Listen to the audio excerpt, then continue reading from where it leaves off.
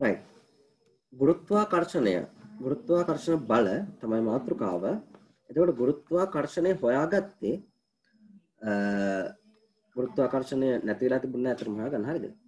ගුරුත්වාකර්ෂණය කියලා දෙයක් තියෙනවා කියලා හොයාගත්තේ නිව්ටන්. නිව්ටන් ඉපදුනේ 1634. එතකොට ඒ දවස්වල පස්සේ යා කැම්පස් ගියාට පස්සේ අපිට වගේම වසංගතයක් ආවා. කැම්පස් නිවාඩු දුන්නා. ඊට පස්සේ එයා පාක් එකට ගිහින් ඉඳගෙන ඉද්දී ඔන්න ඒ වගේ ඇපල් ගෙඩියක් එයාගේ හිස මත පත බෑ වුණා. right? ඊට පස්සේ එයා ඒ සම්බන්ධව කතා කර එයා හොයන්න පටන් ගත්තා මේ ඇපල් ගෙඩිය මගේ හිස මත පත බෑ වුණේ කියන එක සම්බන්ධව. right? ඉතින් ඒ පිළිබඳව හොයාලා එයා නිගමන කිහිපයකට ආවා. එයා සංකල්ප ගොඩනගා ගනිමින් එයා නියමයක් ඉදිරිපත් කරා. right?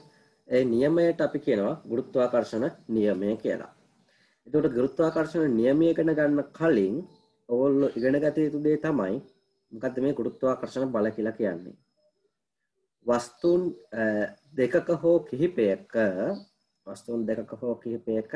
ස්කන්ධ හේතු කොටගෙන ඇතිවන්නා වූ ආකර්ෂණ බලයට අපි කියනවා ගුරුත්වාකර්ෂණ බලය කියලා.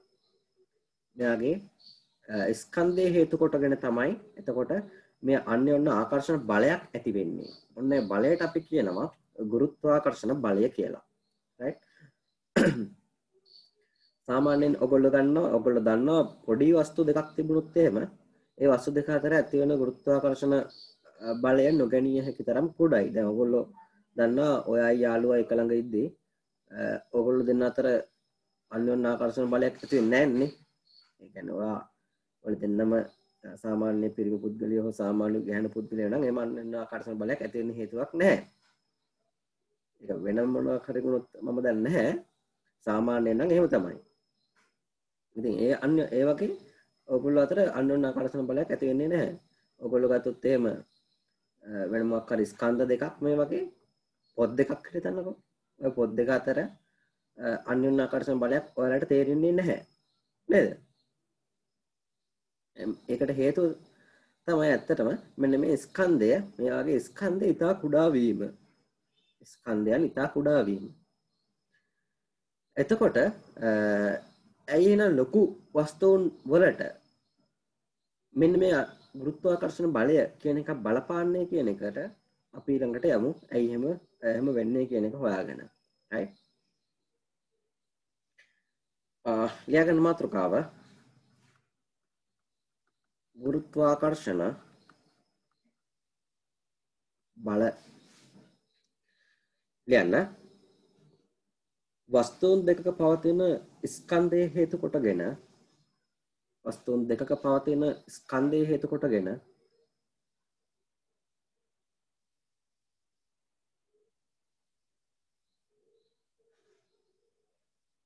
එම වස්තුන් දෙක අතර අන්‍යෝන්‍ය ආකර්ෂණ බලයක් ඇතිවන බව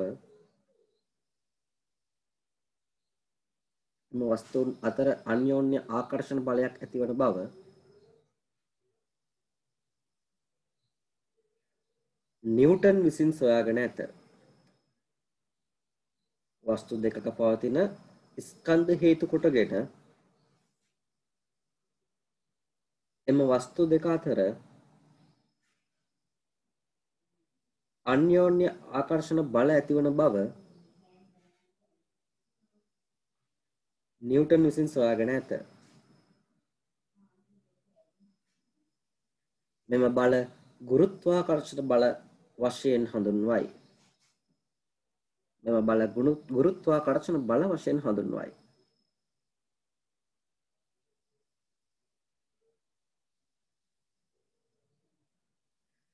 right?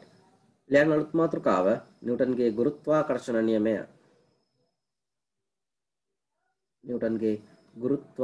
නියමය.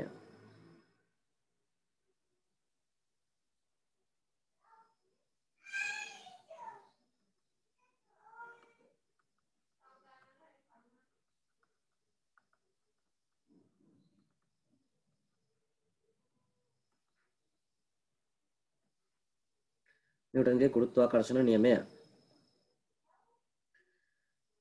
මොකද්ද මේ නිව්ටන්ගේ ගුරුත්වාකර්ෂණ නියමය කියලා කියන්නේ? නිව්ටන් කිව්වා කිසියම් වස්තුන් දෙකක් අතර ඇතිවෙන අන්‍යෝන්‍ය ආකර්ෂණ බලය මේ වස්තු දෙකේ ස්කන්ධ වල වර්ගයට අනුලෝමව සමානුපාතිකයි කියලා. right? මෙන්න මේ ඇතිවන අන්‍යෝන්‍ය ආකර්ෂණ බලය අනුලෝමව සමානුපාතික වෙනවා මෙන්න මේ ස්කන්ධ දෙකේ ගුණිතයට. right? සර් අද ක්ලාස් එක කී වෙනකන් තියෙනවද? මිනිමම් 11. ඕකේ සර්. right. ඊට පස්සේ ගත්තොත් මෙන්න මේ ඇතිවන අන්‍යෝන්‍ය ආකර්ෂණ බලය මෙන්න මේ වස්තු දෙක අතර පවතින දුර මේ වස්තු දෙක අතර පවතින දුරේ වර්ගයට ප්‍රතිලෝමව සමානුපාතිකයි කියලා හොයාගෙන තියෙනවා. right? මේකේ වර්ගයට ප්‍රතිලෝමව සමානුපාතිකයි කියලා හොයාගෙන තියෙනවා. එතකොට ලියන්න පුළුවන් ඔයාට මෙන්න මේ f අනුලෝමව සමානුපාතිකයි m1 m2 බෙදීම r වර්ගය කියලා. මේක ඔයාට එකට ලියන්න පුළුවන් m1 m2 බෙදීම r වර්ගය කියලා. එතකොට මෙන්න මේ f වල අගය සමාන කරන්න පුළුවන් මට මෙන්න මේ සමානුපාතික ලකුණ සමාන වෙනුවට සමාන ලකුණක් දාලා තවත් නියතයක් දාලා. ඕක දැන් ඉගෙන ගන්න. ඕක සමහර අය දන්නේ නැතුව ඇති. මෙන්න මේ සමානුපාතික ලකුණක් තියෙනවා නම් ඔයාට පුළුවන් ඒක වෙනුවට සමාන ලකුණක් දාලා තව නියතයක් දාන්න. දැන් නිව්ටන් අපිට දුන්න නියතය තමයි g කියන නියතය. එයා අපිට දුන්න g කියලා නියතයක් දාන්න කියලා. right? ඒක නිසා එයා දුන්න නියතය දැම්ම මම. එතකොට m1 m2 බෙදීම r වර්ගය කියලා එනවා. එතකොට මෙන්න මේක තමයි නිව්ටන්ගේ ගුරුත්වාකර්ෂණ නියමයෙන් අපිට ලැබෙන සමීකරණය. දැන් මම කලින් කිව්වා වගේ නියමයක් ඉදිරිපත් කරා, අර්ථ දැක්වීමක් ඉදිරිපත් කරා, ඒකෙන් සමීකරණයක් ගොඩනගා ගත්තා. දැන් මේ සමීකරණය පමණක් කඩපාඩම් කරගෙන ඉන්න හොඳ නැහැ. මේ සමීකරණය ආවේ කොහෙන්ද කියන එක තමයි ඔළුවේ ඇත්තටම තියෙන්න ඕන. සමීකරණයටත් වඩා ඒක තමයි ඔළුවේ තියෙන්න ඕන. එතකොට ඒක ඔළුවේ තියෙනවා නම් ඔයගලන්ට සමීකරණය ගොඩනගා ගන්න උනත් පුළුවන්. right? right. එතකොට නිව්ටන් අපිට කිව්වේ මුලින්ම මොකද්ද? කිසියම් වස්තු දෙකක් අතර ඇතිවන අන්‍යෝන්‍ය ආකර්ෂණ බලය එම වස්තු දෙකේ ස්කන්ධවල ගුණිතයට අනුලෝම වශයෙන්ද එම වස්තු දෙකේ කේන්ද්‍ර අතර දුරෙහි වර්ගයට ප්‍රතිලෝම වශයෙන්ද සමානුපාතිකයි කියලා අපිට නිව්ටන් ඉගෙනුවා. මේක මමනේ මම ගන්නන්නේ නිව්ටන්. ඊට පස්සේ ඒකෙන් අපි සමීකරණයක් ගොඩනගාගත්තා මේක. හරිද? හරි. එතකොට මාතෘකාව sorry g කියන්නේ මොකද්ද? sorry g අර f සමාන g නියතය මම ඊළඟට කියලා දෙන්නම් g කියන්නේ මොකක්ද කියලා. මයික් ඔෆ් කරන්න. ප්‍රශ්න තියෙනවා නම් අහන්න පුළුවන්. ප්‍රශ්න අහලා ඉවරනාට පස්සේ ඔයාලා මයික් ඔෆ් කරන්න. හරි. මාතෘකාව ලියා ගන්න. එතකොට නිව්ටන්ගේ ගුරුත්වාකර්ෂණ නියමය. ඊට පස්සේ යටින් ලියන්න ඕනෑම වස්තු දෙකක් අතර ඇතිවන්නා වූ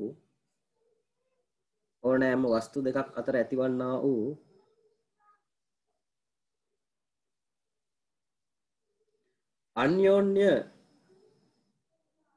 ගුරුත්වාකර්ෂණ බලයේ විශාලත්වය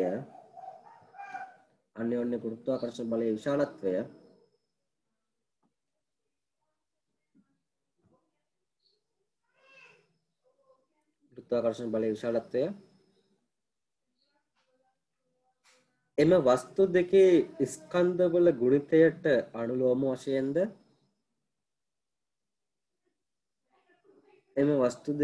ස්කන්ධවල ගුණිතයට අනුලෝම වශයෙන්ද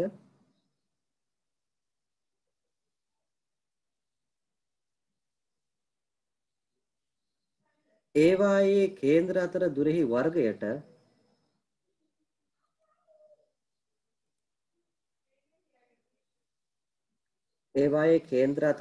වර්ගයට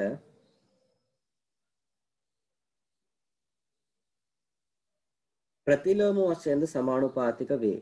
ඔය දැන් ඇඩ්ඩුන අය පිටු භාගයක් විතර තිබ්බනම් ඇති පොඩි නෝට් එකක් තියෙනවා. ඒක අපි ඔයාලට දෙන්නම්. පිටු භාගයක් විතර තියාගන්න. ඒ ඇති.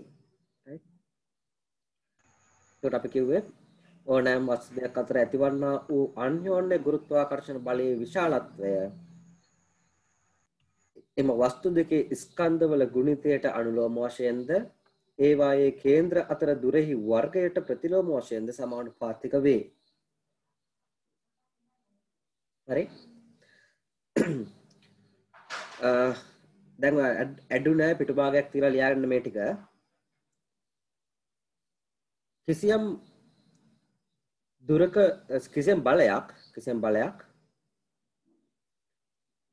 දුරක වර්ගයට ප්‍රතිලෝම වශයෙන් සමානුපාතික වන්නේ නම්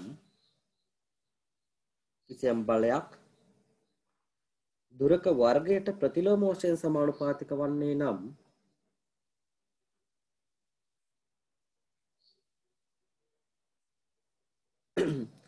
එම බලය ප්‍රතිලෝම වර්ග නියමය එම බලය ප්‍රතිලෝම වර්ග නියමය පිළිපදින බලයක් වශයෙන් හඳුන්වයි. ප්‍රතිලෝම වර්ග නියමය පිළිපදින බලයක් වශයෙන් හඳුන්වයි.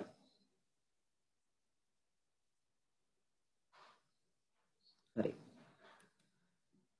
මම අලුතෙන් අඩුණාට ආපහු නිව්ටන්ගේ ගුරුත්වාකර්ෂණ නියමය පොඩ්ඩක් හඳුන්වා දෙන්නම්.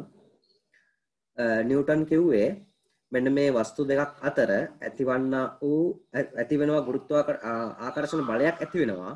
වස්තු දෙකක් අතර ආකර්ෂණ බලයක් ඇති වෙනවා. ඔන්න ඒ බලයේ විශාලත්වය F කියලා ගත්තොතින් ඔය බලයේ විශාලත්වය F අනුලෝමව සමානුපාතික වෙනවා. මේ F අනුලෝමව සමානුපාතික වෙනවා මෙන්න මේ ස්කන්ධ දෙකේ ගුණිතයට. ආයෙ කිව්වා යා මේ ඇතිවන බලය ප්‍රතිලෝමව සමානුපාතික වෙනවා මෙන්න මේ කේන්ද්‍ර අතර දුරෙහි වර්ගයට. හරිද?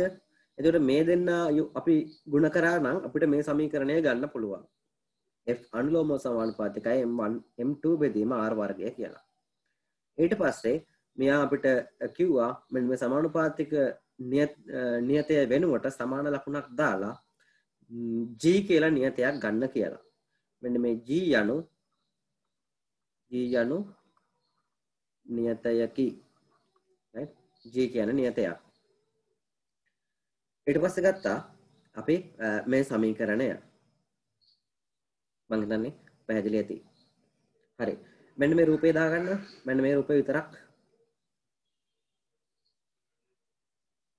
ඊට පස්සේ මම කිව්ව ඇත්තටම නෝට් එකේ දුන්නේ මොකක් හරි බලයක් ඔයගලන්ට දීලා තියෙනවා නම් ඒ බලය දුරක වර්ගයට ප්‍රතිලෝම වශයෙන් සමානුපාතික වෙනවා නම් දුරක වර්ගයට මොකක් හරි කවන්නේ දුරක වර්ගයකට ප්‍රතිලෝම වශයෙන් සමානුපාතික වෙනවා නම් right දුරේ වර්ගයකට ප්‍රතිලෝම වශයෙන් සමානුපාතික වෙනවා නම් අන්නේ බලයට අපි කියනවා ප්‍රතිලෝම වර්ග නියමය පිළිපදින බලයක් කියලා. right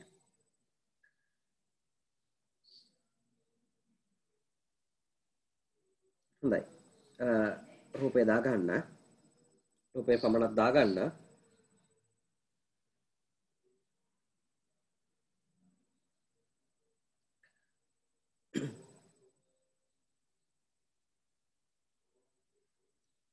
හරි.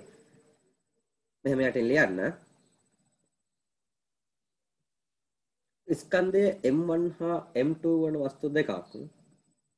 ස්කන්ධය M1 හා M2 වන වස්තු දෙකක්.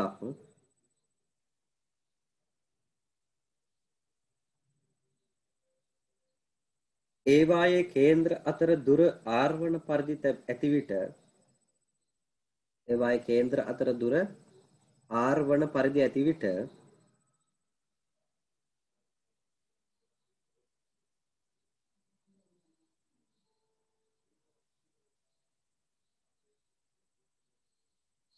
r වන පරිදි ඇති විට එකිනෙකා අතර ක්‍රියා කරන ගුරුත්වාකර්ෂණ බලයේ විශාලත්වය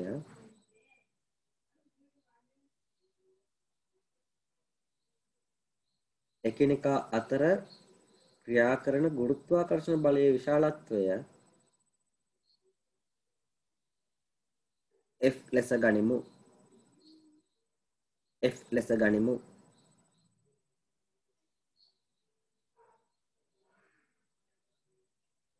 ඊට පස්සේ ලියන්න කාට හරි නෝට් එකේ ලියාගත්ත ගැටලුවක් වුණොත් එහෙම පොඩක් ස්පීඩ් වැඩි වගේ නම් කියන්න. එතෙන් ලියන්න ගුරුත්වාකර්ෂණ නියමයට අනුව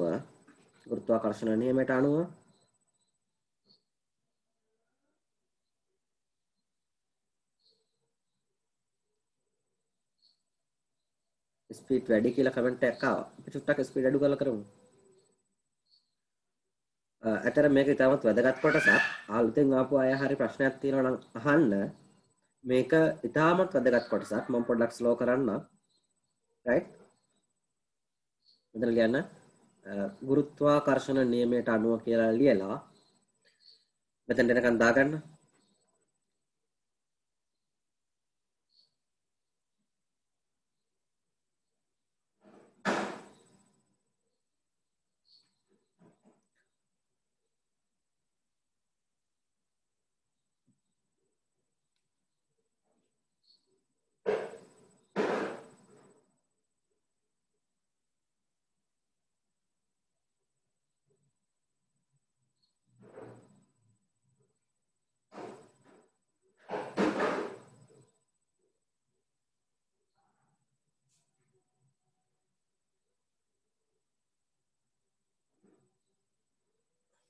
හරි.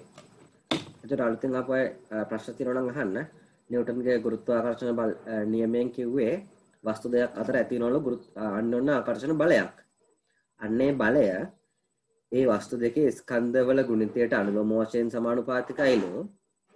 ඒ වායේ කේන්ද්‍ර අතර දුරෙහි වර්ගයට ප්‍රතිලෝම වශයෙන් සමානුපාතිකයිලු. ඔයගොල්ලෝ අනුලෝම වශයෙන් උයි ප්‍රතිලෝම වශයෙන් සමානුපාතික වෙන්නේ කොහොමද කියලා ඕ ලෙවල් වලදී ඉගෙනගෙන තියෙනවා. ඒතර මේක නම් ඉර උඩ වෙනව අනුලෝම නම් ඉර යට වෙනවා ප්‍රතිලෝම නම්. නේද? ඉතින් මේ දෙක ගුණ කරලා මම මෙහෙම ලිව්වා. ඒකෙන් මම සමීකරණයක් ගොඩනගා ගත්තා. F සමානයි G m1 m2 බෙදීම r වර්ගය කියලා.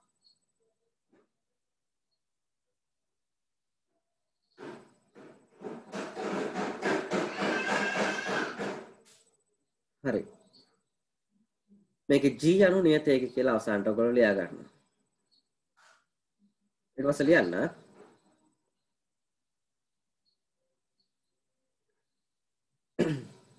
හරි පොඩක් අහගන්නකෝ.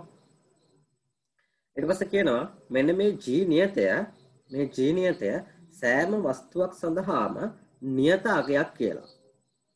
ඕනෑම වස්තු දෙයක් ගත්තොත් ඒ G නියතයක්ම තමයි. එයා වෙනස් වෙන්නේ නැහැ අපව. right?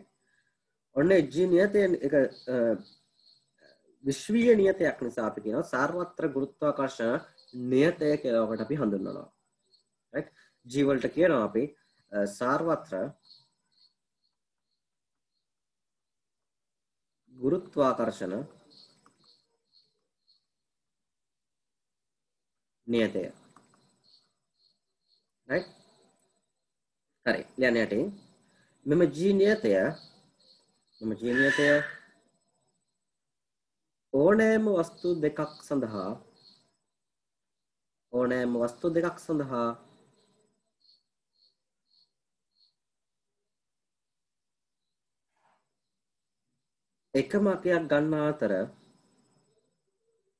එකම අගයක් ගන්නා අතර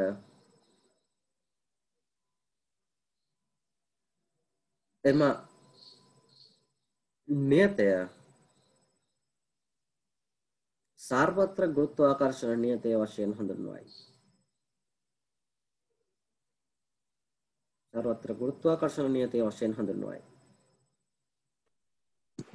ඒක පොඩ්ඩක් අයියන්නකෝ.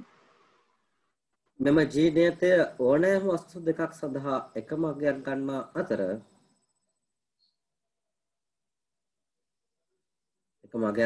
අතර එම නියතය සාර්වත්‍ර ගුරුත්වාකර්ෂණ නියතය වශයෙන් හඳුන්වයි.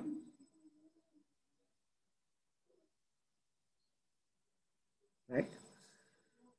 හරි මම මේකෙන් දැන් g යුක්ත කරනවා g යුක්ත කරොත් බලන්න අපිට පේනවා f r වර්ගය බෙදීම m1 m2 කියලා එනවා g එක සබ්ජෙක්ට් එක කරොත් අපිට f r වර්ගය බෙදීම m1 m2 කියලා එනවා නේද මේකට අපි අගයන් ආදේශ කරලා සුළු කරොත් අපිට ලැබෙනවා g වලට 6.67 වැඩි කිරීම 10 ඍණ 11ක් කියලා 10 ඍණ 11ක් කියලා එනවා. ඊට මේක ඒකක් ගත්තොත් එහෙම f වල එකක නිව්ටන් ඊට පස්සේ ගත්තොත් r වල එකක මොනවද දෙන්නේ m වර්ගය නේද මීටර් වර්ග ස්කන්ධය එකක එන්නේ කිලෝග්‍රෑම් මේකත් කිලෝග්‍රෑම්. ඊට මේක එකක එනවා නිව්ටන් वर्ग मीटर किलोग्राम वर्गයට. එතකොට මේක එකක එන්නේ නැත්තරම ජීවල ඒකකය සුළු කරාට පස්සේ අපිට ලැබෙනවා නිව්ටන් මීටර් වර්ග kg -2. ඔන්න මෙන්න මේ ජීවල ජී නියතේ අගය. ඉතින් ඇත්තටම වෙලාවට මෙන්න මේ ජී නියතය මේ වගේ අගයක් උනේ. නේද? ජී නියතේ මේ වගේ අගයක් වුණේ වෙලාවට. ජී නියතේ කිසියම් ලොකු අගයක් වුණා නම් මොකද වෙන්නේ? මොකද වෙන්නේ කියලා බලමුද? රයිට්? එතකොට ඇති වෙන බලය බලන්නකෝ. ජී නියතේ අපි දාමුකෝ එකක් කියලා. ජී නියතේ 1යි. හරි? ඒතර ජී වෙනුවට මම මෙන්න මේ සමීකරණය එක ආදේශ කරනවා. ඊට පස්සේ m1 වෙනුවට මම ඔයාගේ ස්කන්ධය දානවා. ඔයාගේ ස්කන්ධය කීයද? 50යි කියලා දාමුකෝ. ඔයාගේ යාළුවගේ හරි කාගේ හරි ස්කන්ධයක් දාන්නම්කෝ මම 50යි කියලා. ඔය දෙන්න අතර දුර මීටර 1යි කියලා දාන්නම්කෝ. අම්මට මොකද වෙන්නේ? දැන් 50 වැඩි කිරීම 50 කියන්නේ 2500ක් නිව්ටන්. ඔන්න එකක් වුණොත් එහෙම ජීවල අගය මේ වගේ ලොකු අගයක් එනවා. මොකද වෙන්නේ වුණොත් එහෙම? වෙන්වෙන්ව ඉන්න බෑ. ඔයගොල්ලෝ අතර ඩිස්ප්ලේස්මන්ට් එකක් වෙනසක් තියාගෙන ඉන්න බෑ. ඔයාලට සිද්ධ වෙනවා එක ගුලියක් විදිහට ඉන්න. ඉතින් අපි හැමෝම එක ගුලියක් විදිහට තමයි ඉන්නේ. මොකද මේ ආකර්ෂණ බලය නිසා. ඒතර ඇත්තටම මෙන්න මේ ජීවලාගය ඉතාමත් කුඩා අගයක් වුණු නිසා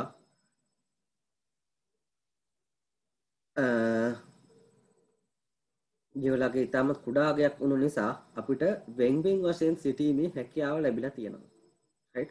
මේ වස්තු අවට තියෙන ගහකොළ සතාසේපාව වාහන ගොඩනැගිලි සියලුම දේවල් වෙන් වෙන් වශයෙන් පවතීමට හැකියාවක් ලැබී තියෙනවා මෙන්න මේ ජීවලාගය ඉතාමත් කුඩා අගයක් වීම නිසා. දැන් ජීවලාගය මෙතනට නිකන් දාලා බලන්නකෝ. මේ ඇත්තගේ දාපුවාම මෙතනට එන ඉලක්කම 10 ඍණ 11න් වැඩි වෙනවා. හරි? මේක 10000ක් 6න් වැඩි කරාම හරි අපි කියමුකෝ දෙකෙන් වැඩි වුණාම හතරෙන් වැඩි වුණාම 10000යි 6න් වැඩි වුණාම 15000ක් කියලා ගමුකෝ අපි 15000 වැඩිරුත් එහෙම 10 ඍණ 11න් 10 ඍණ 11න් වැඩි වුණාට පස්සේ 10 අපි හිතමු නිකන් 10 ඇත්තටම වෙන්නේ 10 ඍණ 8ක් වගේ 10 ඍණ 8ක් වගේ නිව්ටන් අගයක් එයි. ඒ ඇත්තටම බොහොම පොඩි අගයක් නෙමේක. ඒක නිසා ඔයගොල්ලෝ දෙන්නෙක් ගත්තොත් එහෙම ඇති වෙන ගුරුත්වාකර්ෂණ අන්‍යෝන්‍ය ආකර්ෂණ බලය ඉතාමත් අඩු අගයක්. රයිට්?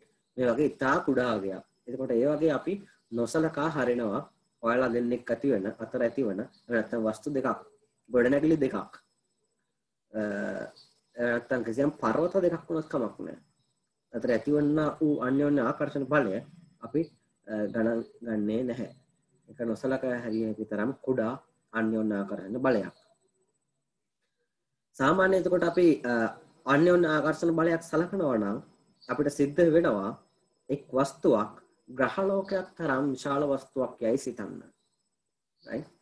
එක් වස්තුවක් ග්‍රහලෝකයක් තරම් විශාල වස්තුවක් යයි සිතන්න වෙනවා මෙන්න මේ අන්‍යෝන්‍ය ආකර්ෂණ බලය තරමක් විශාල අගයක් ලබා ගැනීමට නම්.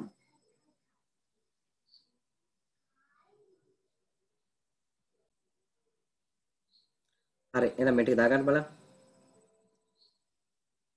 G සමානයි FR වර්ගය බෙදීම M1 M2 එතකොට ඒවට අපි ඒකක ආදේශ කරලා මේ ටික ගත්තා. මේකට ඒකක ආදේශ කරලා මේ අගය හොයාගෙන තියෙනවා. ජීවල අගය 6.67 වැඩි කිරීම 10/11ක් කියලා. අමතර වෙන මොකුත් ලියන්න එපා.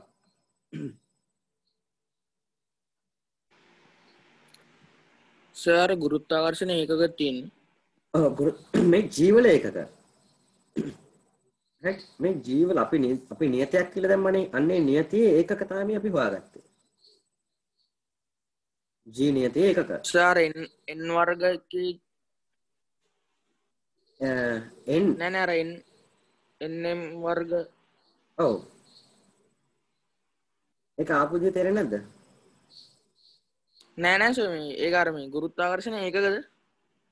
නෑ ගුරුත්වාකර්ෂණ ඒකක නෙමෙයි. ගුරුත්වාකර්ෂණ නියතියේ ඒකක. සරලව ගුරුත්වාකර්ෂණ නියතියේ ඒකක. ජීවල ඒකකනේ. G කියලා ගත්තේ සරලව ගුරුත්වාකර්ෂණ නියතය. අනේ නියතියේ ඒකක තමයි මේ තියෙන්නේ. ඔව් මෙතනින් තමයි මම හොයාගත්තේ මේක. මේ G නුක්ත කරලා තියෙන්නේ. ඒ කැලලස මේ ගුරුත්වාකර්ෂණයද? නෑනේ කොන්න මේ G නේ තියෙන්නේ. ඒකක. ඔය ජීවල ඒකක. නෑ නෑ මේ හරි හරි මේකම තමයි මම මේ දෙකට ලියලා තියෙන්නේ. මෙතන තියෙන්නේ මේකම තමයි. මේක එකක ආදේශ කරලා මෙතන සොලු කරලා මම ගත්තා. ඊට පස්සේ අරන් මෙතනට දැම්මා. හරි. යට ලියන්න. මෙම G නියතයේ ඊටා කුඩාගයක් බැවින්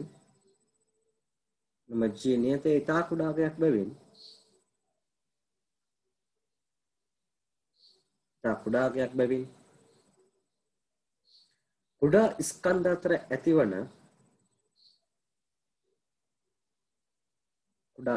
අතර ඇතිවන ගුරුත්වාකර්ෂණ බලය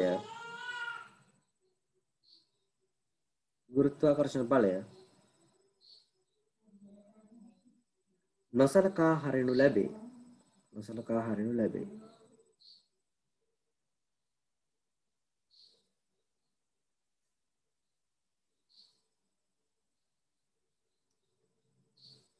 එක වස්තුවක් හෝ ග්‍රහලෝකයක් වැනි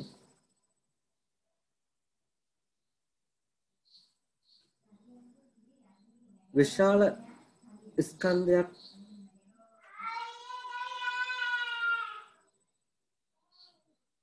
ඇති වස්තුවක් නම් ග්‍රහලෝකයක් වැනි විශාල ස්කන්ධයක් ඇති වස්තුවක් නම් පමණක්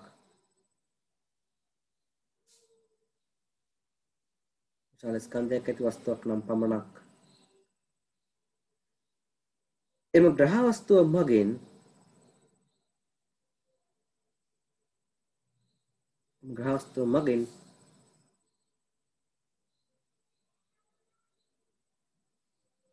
වෙනත් වස්තුන් වෙත ප්‍රමාණවත් තරම්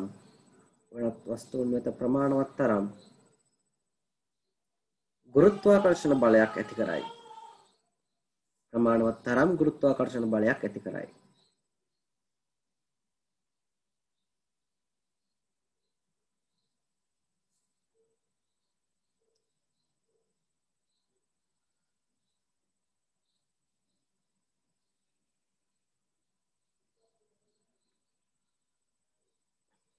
හරි. මාතෘකාව ලියන්න. වස්තුවක ස්කන්ධය.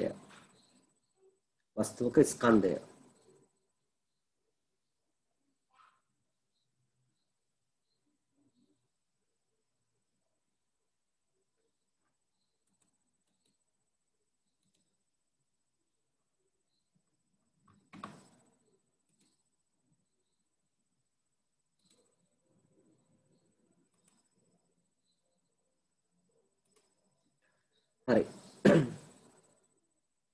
මාතෘකාව වස්තුවක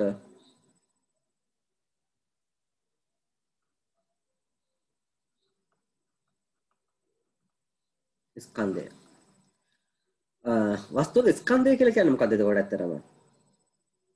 ඔව්. වස්තුවක ස්කන්ධය කියලා අපි ගන්නේ ඒ වස්තුවේ පවතින පදාර්ථ ප්‍රමාණය. right? ඒ වස්තුවේ පවතින පදාර්ථ ප්‍රමාණය තමයි ඔය වස්තුවේ ස්කන්ධය කියලා අපි ගන්න. ඔයගොල්ලෝ කෙමිස්ට්‍රි වල ඉගෙන ගන්නවා ඒක.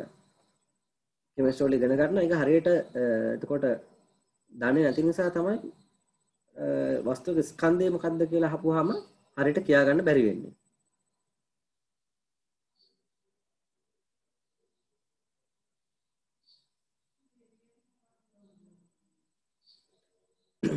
හරි.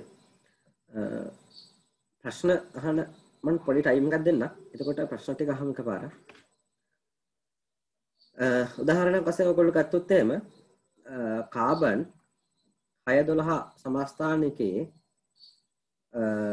ග්‍රෑම් 12ක පවතින අණු ගණන කොච්චරක්ද?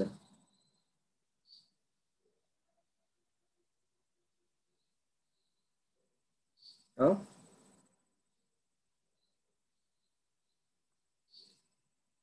තව විදිහකට එහෙම උදාහරණයක් මේකෙම 6.0222 නේ මට හරියට මතක නැහැ.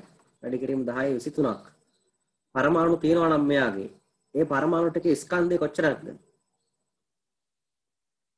දැන් කෙමිස්ට්‍රි කරලා ඉන්නේ O level ටික ඇති. මේකට අපි මට මෙතන හරියට මතක නැහැ අතරම අවගාඩ්‍රෝ අංකණය කියලා කියන්නේ. අවගාඩ්‍රෝ මේකේ කියලා කියන්නේ ආන්න මේ පරමාණු අවගාඩ්‍රෝ සංඛ්‍යාවක ස්කන්ධය තමයි එතකොට මේ තියෙන්නේ. මොකක්ද ඇත්තටම තියෙන්නේ? එහෙනම් මේකෙන් භාගික ස්කන්ධය කීයද? මේක දෙකෙන් බෙදුනහම මෙයා මට දෙකෙන් බෙදන්න වෙනවා 6 ග්‍රෑම්. මේක 4ෙන් බෙදුනොත් එහෙම මේක ආපහු දෙකෙන් බෙදන්න වෙනවා 3 ග්‍රෑම්. එතකොට ඇත්තට වස්තුවක ස්කන්ධය කියලා කියන්නේ එයාගේ තියෙන පරමාණු නැත්නම් පදාර්ථ ප්‍රමාණය තමයි. ප්‍රමාණය අඩු වෙනම් ස්කන්ධයත් අඩු වෙනවා. පැහැදිලිද? හරි yes කියලාවත් කියන්නේ. අවුලක් නැහැ කතා කරන්නේ. හරි. දැන් යම් වස්තුවක ඇති පදාර්ථ ප්‍රමාණය යම් වස්තුවක ඇති පදාර්ථ ප්‍රමාණය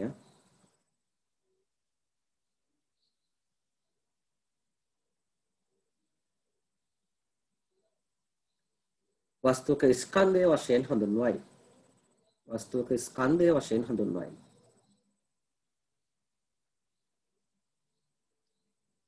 මේ අගය ග්‍රෑම් හෝ කිලෝග්‍රෑම් වලින් ප්‍රකාශ කරයි.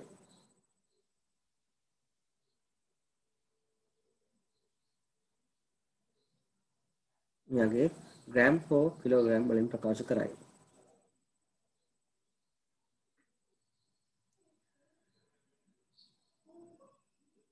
එම නිසා එය අදිශ රාශියක් වේ.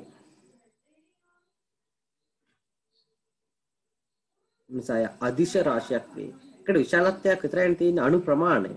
කාබන් අණු ප්‍රමාණය. ඒ වගේ.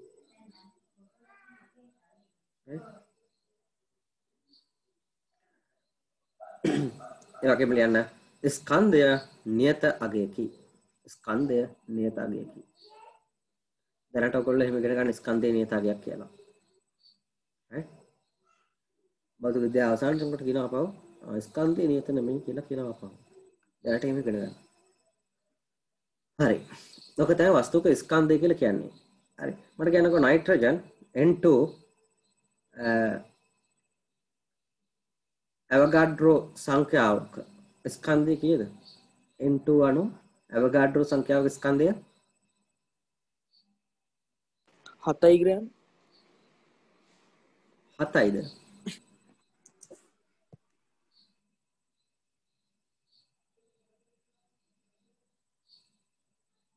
ඔව් 14යිනේ. O2 අවගාඩ්‍රෝ සංඛ්‍යාවක දැන් බල දන්නවා මේවා 16යි නේද? මම දැන් දන්නවා ඇති. රයිට් කමන්නේ. මෙතන ගත්තා කමන්නේ. පස්සේ කෙමිස්ට්‍රි වල කියලා දෙයි. right. එතකොට මතක තියාගන්න වස්තුක ස්කන්ධය කියලා කියන්නේ යාගේ තියෙන පදාර්ථ ප්‍රමාණය. right? පදාර්ථ ප්‍රමාණය තමයි ස්කන්ධය කියලා කියන්නේ. ඊට පස්සේ කියනවා වස්තුවක බර. මතක කාලේ යන වස්තුවක බර.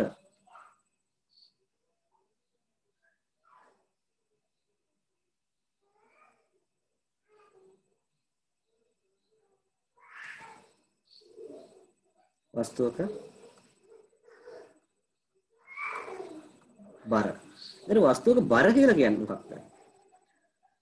වස්තුවක බර කියලා අපි හඳුන්වන්නේ කිසියම් වස්තුවක් මත right කිසියම් වස්තුවක් මත මෙතන මම අපේ පෘථිවිය අඳින්නේ මෙතන ඇන්දේ අර ලෝකේ අර මොකද්ද මුතු ඇටයක් කියලා තියෙන අන්න එක. එහෙනම් දන්නවද? ඉන්දියන් සාගරේ අමුතු එකක් කියලා කියන්නේ අන්න එක. මේ තියෙන්නේ. ඉතින් මේක පෘථිවිය නා. හරි? මේක මොකක් හරි මම ගත්ත පෘථිවිය කියලා. right? එතකොට වස්තුවක බර කියලා කියන්නේ ඒ වස්තුව මත කිසියම් ග්‍රහලෝකයක් මගින් ඇති කරන්නා වූ බලය, ගුරුත්වාකර්ෂණ බලය, අන්‍යෝන්‍ය ආකර්ෂණ බලය තමයි ඒ වස්තුවේ බර කියලා කියන්නේ. වස්තුව මගින් මේ වස්තුව මත ඇති කරන්නා වූ ගුරුත්වාකර්ෂණ බලය, එතන අන්‍යෝන්‍ය ආකර්ෂණ බලය F කියලා ගත්තොත් අපිට දැන් ලියන්න පුළුවන් සමීකරණය තියෙන්නේ මොකක්ද? G m m බෙදීම මේ වස්තු දෙක අතර වස්තු දෙකේ කේන්ද්‍ර අතර දුරෙහි වර්ගය r කියලා ගත්තොත් r වර්ගය. right? ඒතර වස්තුවක බර කියලා අපි කියන්නේ ග්‍රහලෝකයක් මගින් කිසියම් වස්තුවක් මත ඇති කරනා වූ අන්‍යෝන්‍ය ආකර්ෂණ බලය එහෙම නැත්නම් ගුරුත්වාකර්ෂණ බලයට තමයි වස්තුවේ බර කියලා කියන්නේ. ඒතර ඔයගොල්ලෝගේ ගාලවල නැත්තම් ඔයගොල්ලෝ පොඩි කාලේ අම්මලා එක්කන් එනවා නේද මේ බර කරන්න කියලා. බර කියන්නේ කිලෝග්‍රෑම් වලින් 12යි කියලා ඔන්න ගහගෙන එනවා. ඒ කිලෝග්‍රෑම් වලින් කියන්නේ බර නෙමෙයි. වැරදි කියනවා ඒ. බර නෙමෙයි ස්කන්ධය කියන්නේ. බර කියන්නේ කිලෝග්‍රෑම් වලින් කවදාවත්. බර කියන්නේ වෙන එකකයක් තියෙනවා බරට. right? කිලෝග්‍රෑම් වලින් කරනවා ඒක ස්කන්ධයක්. බර කියන්නේ බලයක්. බලයක එකක මොනවද? නිව්ටන්. ඔයාලා දන්නා බලය එකක නිව්ටන්. right? එතකොට ඒක වැරදි කියන්නේ. එතකොට බර කියනවා නම් ඔයාලා අනිවාර්යයෙන් මේක නිව්ටන් වලින් ප්‍රකාශ කරන්න ඕනේ. ඒක කියන්න ඔයාලගේ අම්මලාට නැත්නම් අක්කලාට නෑදෑයන්ට ඔය බබාගේ මේ බර නෙමෙයි කියන්නේ ස්කන්ධය කියලා කියලා දෙන්නයි මිනිසුන්ට. ස්කන්ධය කියලා යනවා කියලා සර් එතකොට අපේ පොඩි කාලේ පදාර්ථ ප්‍රමාණයට බලලා තින්නේ. ඔව් පදාර්ථ ප්‍රමාණය සියලුම පදාර්ථ ප්‍රමාණය තමයි බලලා තියෙන්නේ. පොඩි කාලේ. ඔව් එතකොට අර මහතයි කියන්නේ පදාර්ථ ප්‍රමාණය වැඩි. කෙට්ටු කියන්නේ පදාර්ථ ටික අඩුයි. ඒකට තව ටිකක් කන්න කියනවා. මදිනම් ටීමෝසකුල් ටිකක් දෙනවා. ඒ ටික කනවා ඔයගොල්ලෝ. එතකොට පොඩි කාට කන්න නැති වෙනවා. හොඳයි. ලියන්න මෙහෙම ලියන්න. චම්මි ඇහෙනවද දැන්? චම්මි? ඇහෙන්නේ නැහැ කියලා මෙසේජ් එකක් දාලා තිබ්බා.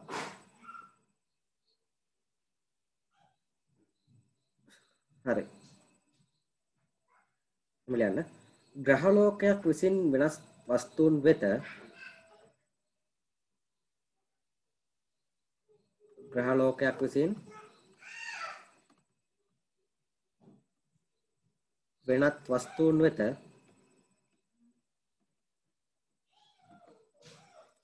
ඇති කරන්නා වූ ගුරුත්වාකර්ෂණ බලය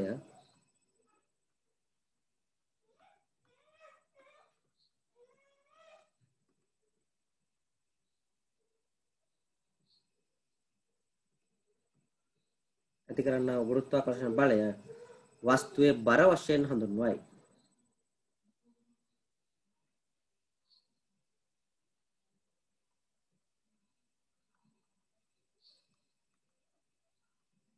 වස්තුවේ බර වශයෙන් හඳුන්වයි.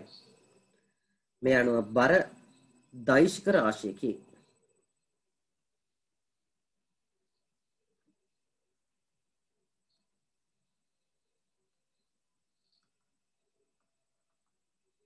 right බර දෛශික රාශියක්. ඒ මොකද හේතුව? බරට තියෙන විශාලත්වයක් තියෙනවා. ඒ වගේම දිශාවකුත් තියෙනවා මේ වස්තුව මත බර කොහෙද තියෙන්නේ? ඉස්සරස්ස පහළට. දැන් මේ හරි වස්තුවක් ගත්තොත් එහෙම ඒ වස්තුවේ අන්‍යෝන්‍ය ආකර්ෂණ බලය ක්‍රියාත්මක වෙන්නේ කොහෙටද? මෙහෙම. right දැන් අපි එහෙම හිටගෙන ඉන්නේ මේ මෙන්න මේ අමුතු ඇටේ කොහමද? මෙහෙම මේ අතර ඉන්නේ කෙලින්. මෙහෙම තිරස්වද ගත්තොත් එහෙම තිරස්ව ඉන්නේ. right ඒක අපි මත ඇති වෙන ආකර්ෂණ බලය පෘථිවිය ඇතුළට ඔය විදිහට. අපි හිතාගෙන ඉන්නේ නම් අපි මෙන්න මේ උඩ ඉන්නවා කියලා නේ. දැන් අපි ඉන්නේ මෙහෙම හරහට ඉන්නේ. ඔහොම ඉන්නේ. එතකොට අපේ බලය තියෙන්නේ මේ පැත්තට. right මේ හරියට ගියොත් එහෙම අපි ඉන්නේ මෙහෙම ඔළුවෙන් හිට ගන්න. මේ ඔන්න ඔහොම ඉන්නේ. right එතකොට අපේ ගුරුත්වාකර්ෂණ බලය තියෙන්නේ අපිට ඒක තේරෙන්නේ නැහැ එහෙම ඉන්නවා කියලා. ඒකට ඒකට ඩිරෙක්ෂන් එකක් තියෙනවා. දිශාවක් තියෙනවා මේ බලයට. මෙහෙන් හිටියොත් එහෙම ඔහොම. දිශාවක් තියෙනවා. ඔන්න දිශාවක් තියෙනවා විශාලත්වයක් තියෙනවා. ඒක නිසා අපි කියනවා දෛශික රාශිය.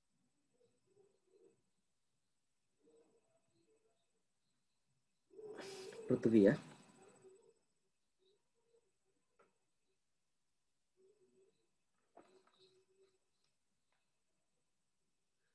ලියන්නට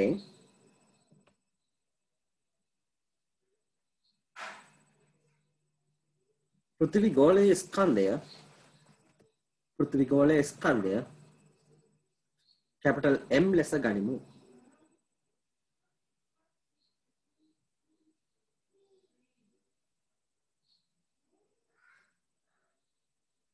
පෘථිවි ගෝලයේ ස්කන්ධය කැපිටල් M ලෙස ගනිමු. පෘථිවියේ කේන්ද්‍රයේ සිට ආර්ධුරකින් ඇති සිම්පල් R දුරකින් ඇති ස්කන්ධය සිම්පල් M වන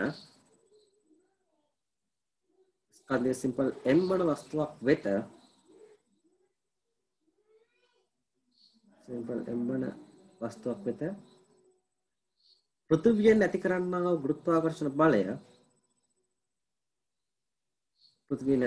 වූ ගුරුත්වාකර්ෂණ බලය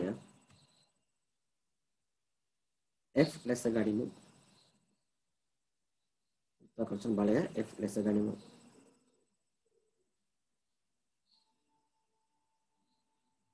ලියන්න ගුරුත්වාකර්ෂණ නියමයට අනුව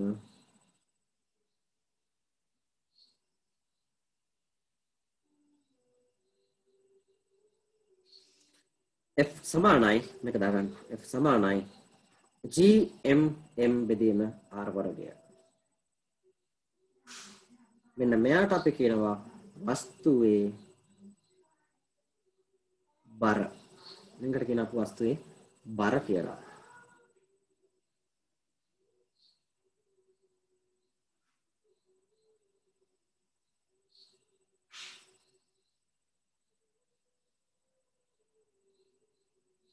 හරි. ඊට පස්සේ මේ සමීකරණය දිහා බලපුවාම ඔයගොල්ලන්ට පේනවා මෙන්න මේ පෘථුවියේ කේන්ද්‍රයේ ඉඳන් ඒ වස්තුවේ කේන්ද්‍රය වෙතට ඇති දුර පෘථුවියේ කේන්ද්‍රයේ ඉඳන් ඒ වස්තුවේ කේන්ද්‍රයට ඇති දුර වැඩි වෙන්න ඒ කියන්නේ මෙන්න මේ R අගය වැඩි වෙද්දී මෙන්න මේ බෙදෙන අගය වැඩි වෙනවානේ. බෙදෙන අගය වැඩි වීම නිසා මෙන්න මේ බලය අඩු වෙනවා. right F අගය වැඩි වෙද්දී මේ බලය අඩු වෙනවා. උදාහරණයක් විදිහට ඔකලම මෙතන 5ට බෙදුවාමයි ඒක 10න් බෙදුනහමයි වෙනස ඔයාලට පැහැදිලිනේ නේද? මේ ඉලක්කම ලොකු වෙනකොට ලැබෙන පිළිතුර අඩුයි. නේද? උදාහරණයක් වශයෙන්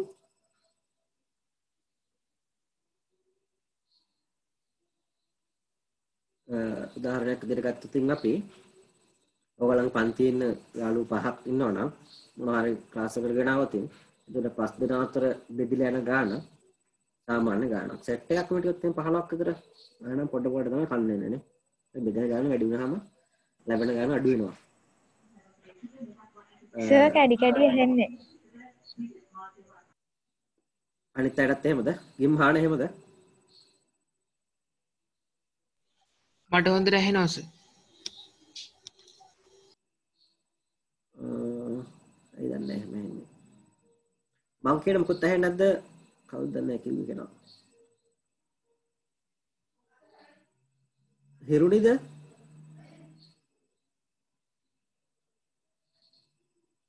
දැන් ඇහෙනවද දන්නේ නැහැ නේ. හරි සර් දැන් ඇහෙනවා. හරි. ඒ වගේම මෙන්න මේ ග්‍රහ වස්තුවේ ස්කන්ධය මෙතන තියෙන ග්‍රහ වස්තුවේ ස්කන්ධයනේ කැපිටල් M කියලා ගත්තේ මම. කැපිටල් M කියලා ගත්තේ ග්‍රහ වස්තුවේ ස්කන්ධය. ඔය ග්‍රහ වස්තුවේ ස්කන්ධය වැඩි වෙනකොට මොකද වෙන්නේ? මෙන්න මේ F වල අගය වැඩි වෙනවා. නේද? මෙතන 100 තිබ්බොත් එහෙම 200 තිබ්බොත් 300 තිබ්බොත් 1000 1500 2000 5000 එහෙනම් මේ අගය වැඩි වෙන මේ අගය අවසාන පිළිතුර වැඩි වෙනවා. right? ඒ නිසා තමයි දැන් මේ වගේ අඩු වෙද්දිත් එහෙමයි. දැන් පෘථුවියේ ඉඳන් ඔයාලා කියනවානේ හඳට ගියාට පස්සේ හඳේ නිකන් පාරනවා වගේ කියලා නේ. ඒ හේතුව තමයි ඕක. පෘථුවියේ එම්ට වඩා හඳේ ස්කන්ධය අඩුයි. ඒක නිසා ඇතිවන අපි මත ඇතිවන බලය අඩුයි. දැන් අපිට පෘථුවියට හුරු වෙලා ඉන්නේ අපි. නේද? අපි උඩ පැන්නත් පෘථුවිය හුරු වෙලා ඉන්නවා, පෘථුවියදී හුරු වෙලා ඉන්නවා මෙච්චර උඩක් පයින්න මෙච්චර කකුලෙන් ගැම්මක් ඕනි කියන එක. ඒතර හඳේදී එච්චර බලයක් නැති නිසා අපි අර පෘථුවියේදී තරම්ම ගැම්මක් දැම්මොත් එහෙම උඩ පනින්න උඩ යනවා සාමාන්‍ය 6 ගුණයක් 7 ගුණයක් විතර වැඩිපුර.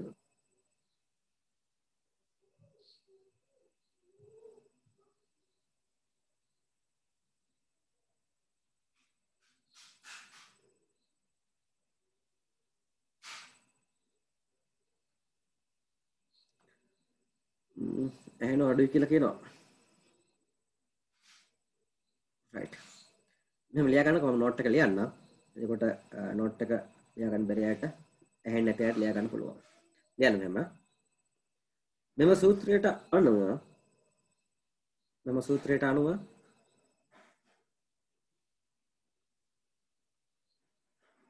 ග්‍රහලෝකයේ කේන්ද්‍රයේ සිට වස්තුවට ඇති දුර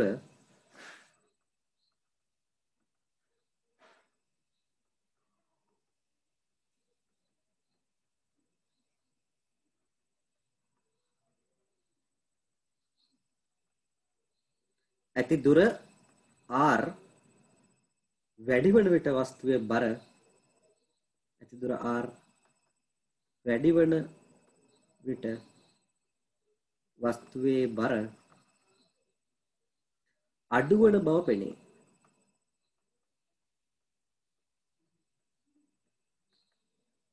right r වැඩි වන විට වස්තුවේ බර අඩු වන බව පෙනේ.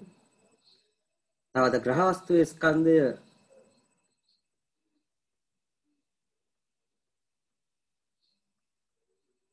වස්තුවේ ස්කන්ධය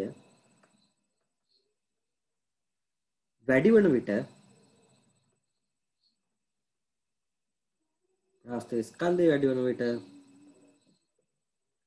වස්තුවේ බර වැඩි වන බව සූත්‍රයෙන් පෙන්වයි.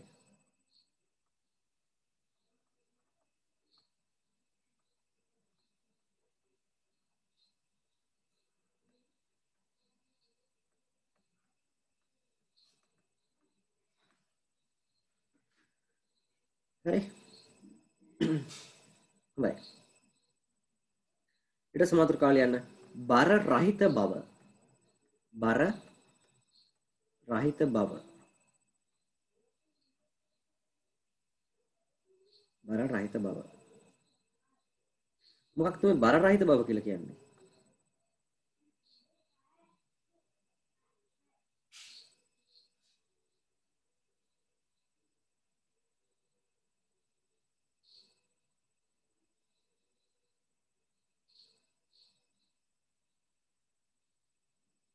අපි මේ දෙමුකෝ මෙයාගේ පෘථිවිය තියෙනවා right මෙතන වගේ අපේ චන්ද්‍රයා තියෙනවා කියලා හිතමු මේ හරිය ඉතින් චන්ද්‍රයා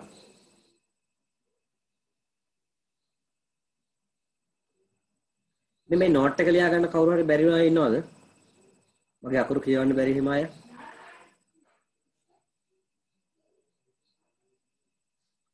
මේක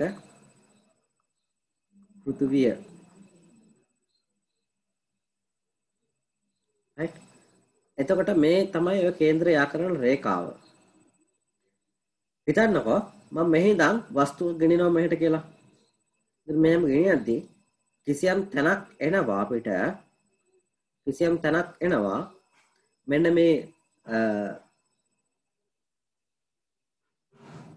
මේ වස්තුවෙන් නැත්තම් පෘථිවියෙන් මේ පැත්තට ඇති කරන බලයත් චන්ද්‍රයාගෙන් මේ පැත්තට ඇති කරන බලයත් සමාන වන අවස්ථාවක්. කිසියම් තැනක දෙනවා මෙයාගෙන් ඇති කරන බලයත් මෙයාගෙන් ඇති කරන බලයත් සමාන වන අවස්ථාවක්. ඉතින් ඔන්න ඒ අවස්ථාවේදී මෙයාට දැනෙනවා එයාට බරක් නැහැ කියලා. එයා නිකන් සැහැල්ලු ගතියක් එයාට තෙන්දි දැනෙනවා. right? දාගන්න මේ රූපය.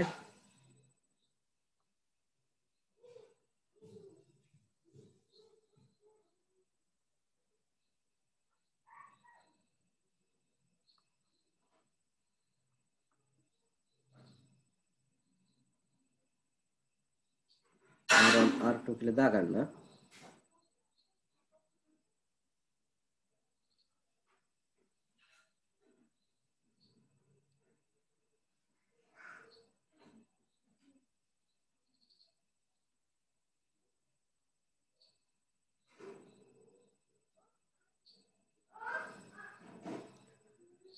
හරි.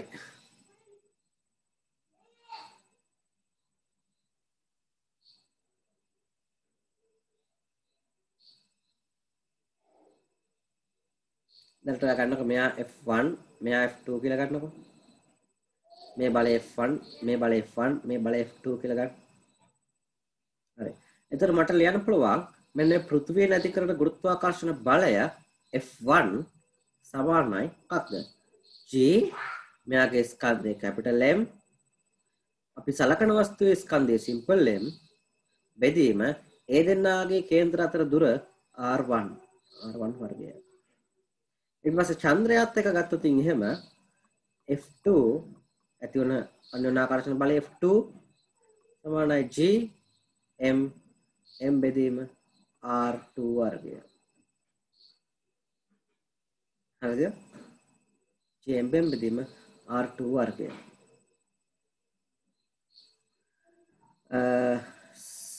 M not එනෝනේ. මෙතන not නේ දාලා තියෙන්නේ. M not M බෙදීම R2 වර්ගය. එතකොට මෙන්න මේ M සහ M not අගයන් මත කිසියම් අවස්ථාවක් අපිට එනවා කිසියම් ලක්ෂයක් එනවා මෙන්න මේ F1 හා F2 සමාන වන අවස්ථාවක්. අන්නේ අවස්ථාවේදී මේ වස්තුවේ බර රහිත බවක් එයාට දැනෙනවා. හරි? ලියන්න යටින්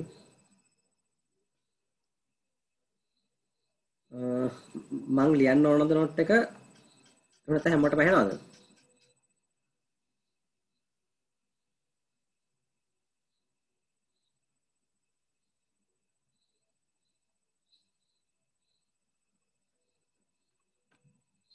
දැන් ඇහෙනවද?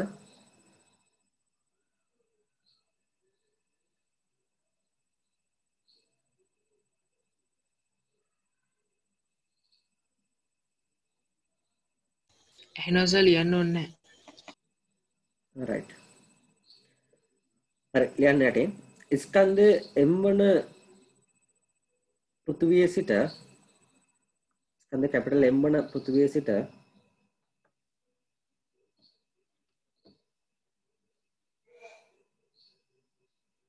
ස්කන්ධය M not වන චන්ද්‍රයා දක්වා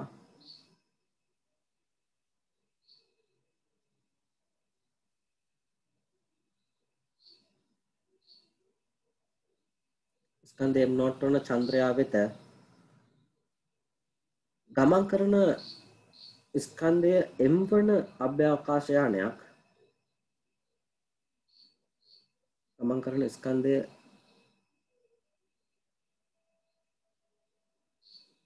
සිම්පල් M වන අභ්‍යවකාශ යානයක් සලකමු.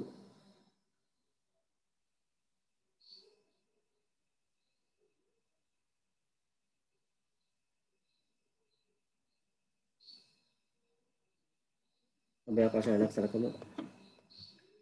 එම යානය පෘථිවිය සිට r1 දුරකින් නැති විට එම යානය පෘථිවිය සිට r1 දුරකින් නැති විට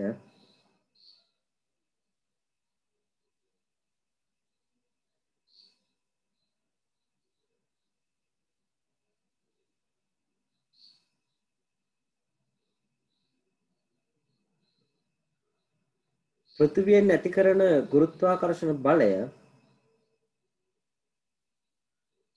පෘථිවියෙන් ඇති කරන ගුරුත්වාකර්ෂණ බලය F වශයෙන්ද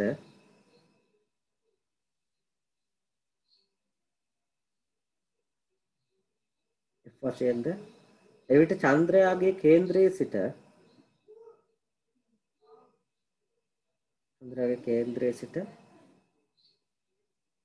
යානයට ඇති දුර r2 ද වන විට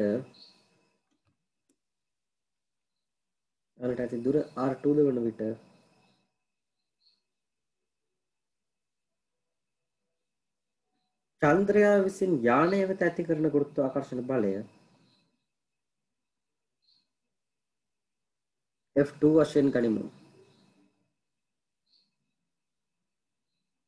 සර් අප පොඩ්ඩක් කියන්නකෝ ඒක.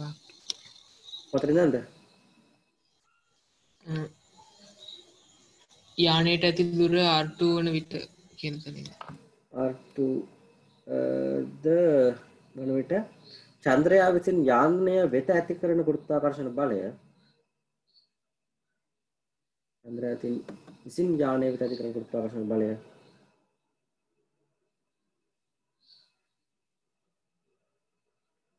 F2 වශයෙන් ගනිමු.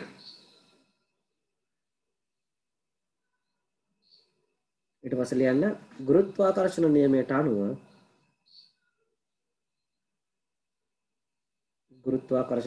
අනුව කියලා සමීකරණ දෙක දාගන්න.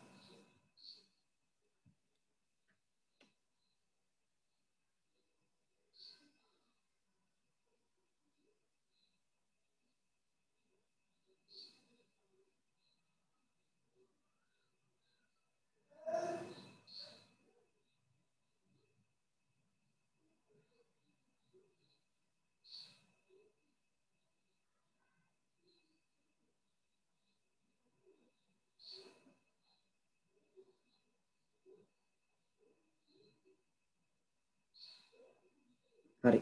මෙහෙම ලියන්න යටින්.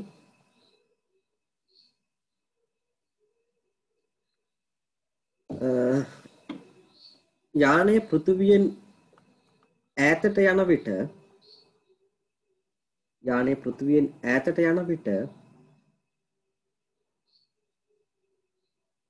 F1 අගය අඩුවන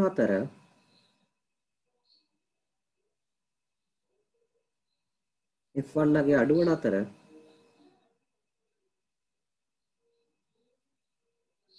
එවිට යානය චන්ද්‍රයා දෙසට ලංවන බැවින්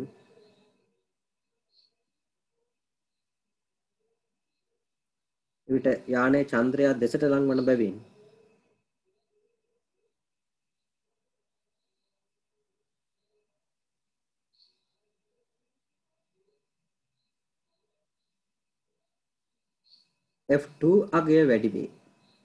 චන්ද්‍රයා දෙසට ලංවන බැවින් F2 අගය වැඩි වේ. කිසියම් ස්ථානයකදී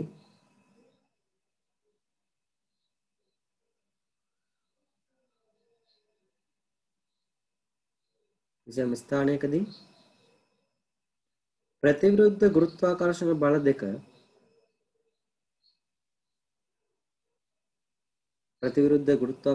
දෙක එක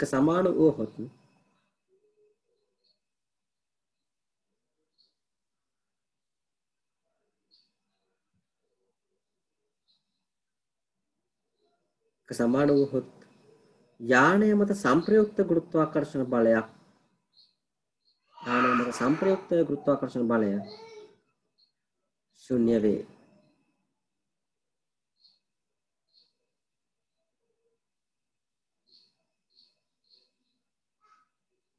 එනම් වස්තුවේ බර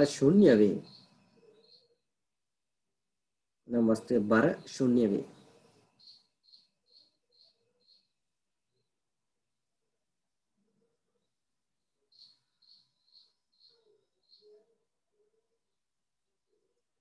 මේ අනුව ඕනෑම ග්‍රහ වස්තු දෙයක් ව්‍යාකරණ රේඛාවේ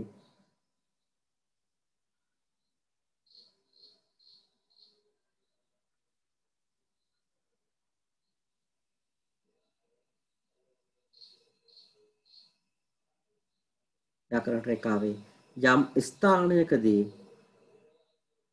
බර රහිත බවක් දැනේ.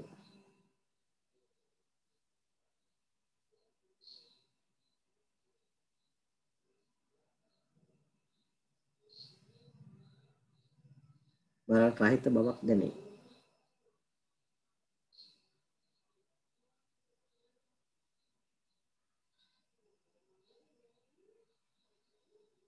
right. ඉතින් මාතෘකාව ලියන ගුරුත්වජ ත්වරණය.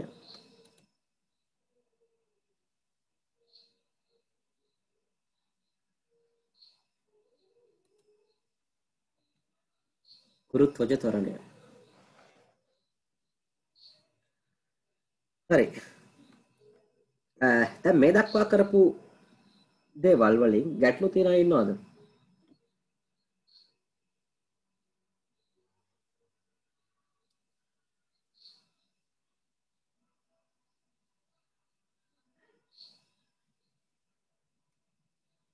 නෑ නේද? නෑ. මම හිතනවා හැමෝටම පැහැදිලි ඇති කියලා. මාතෘකාව ගුරුත්වය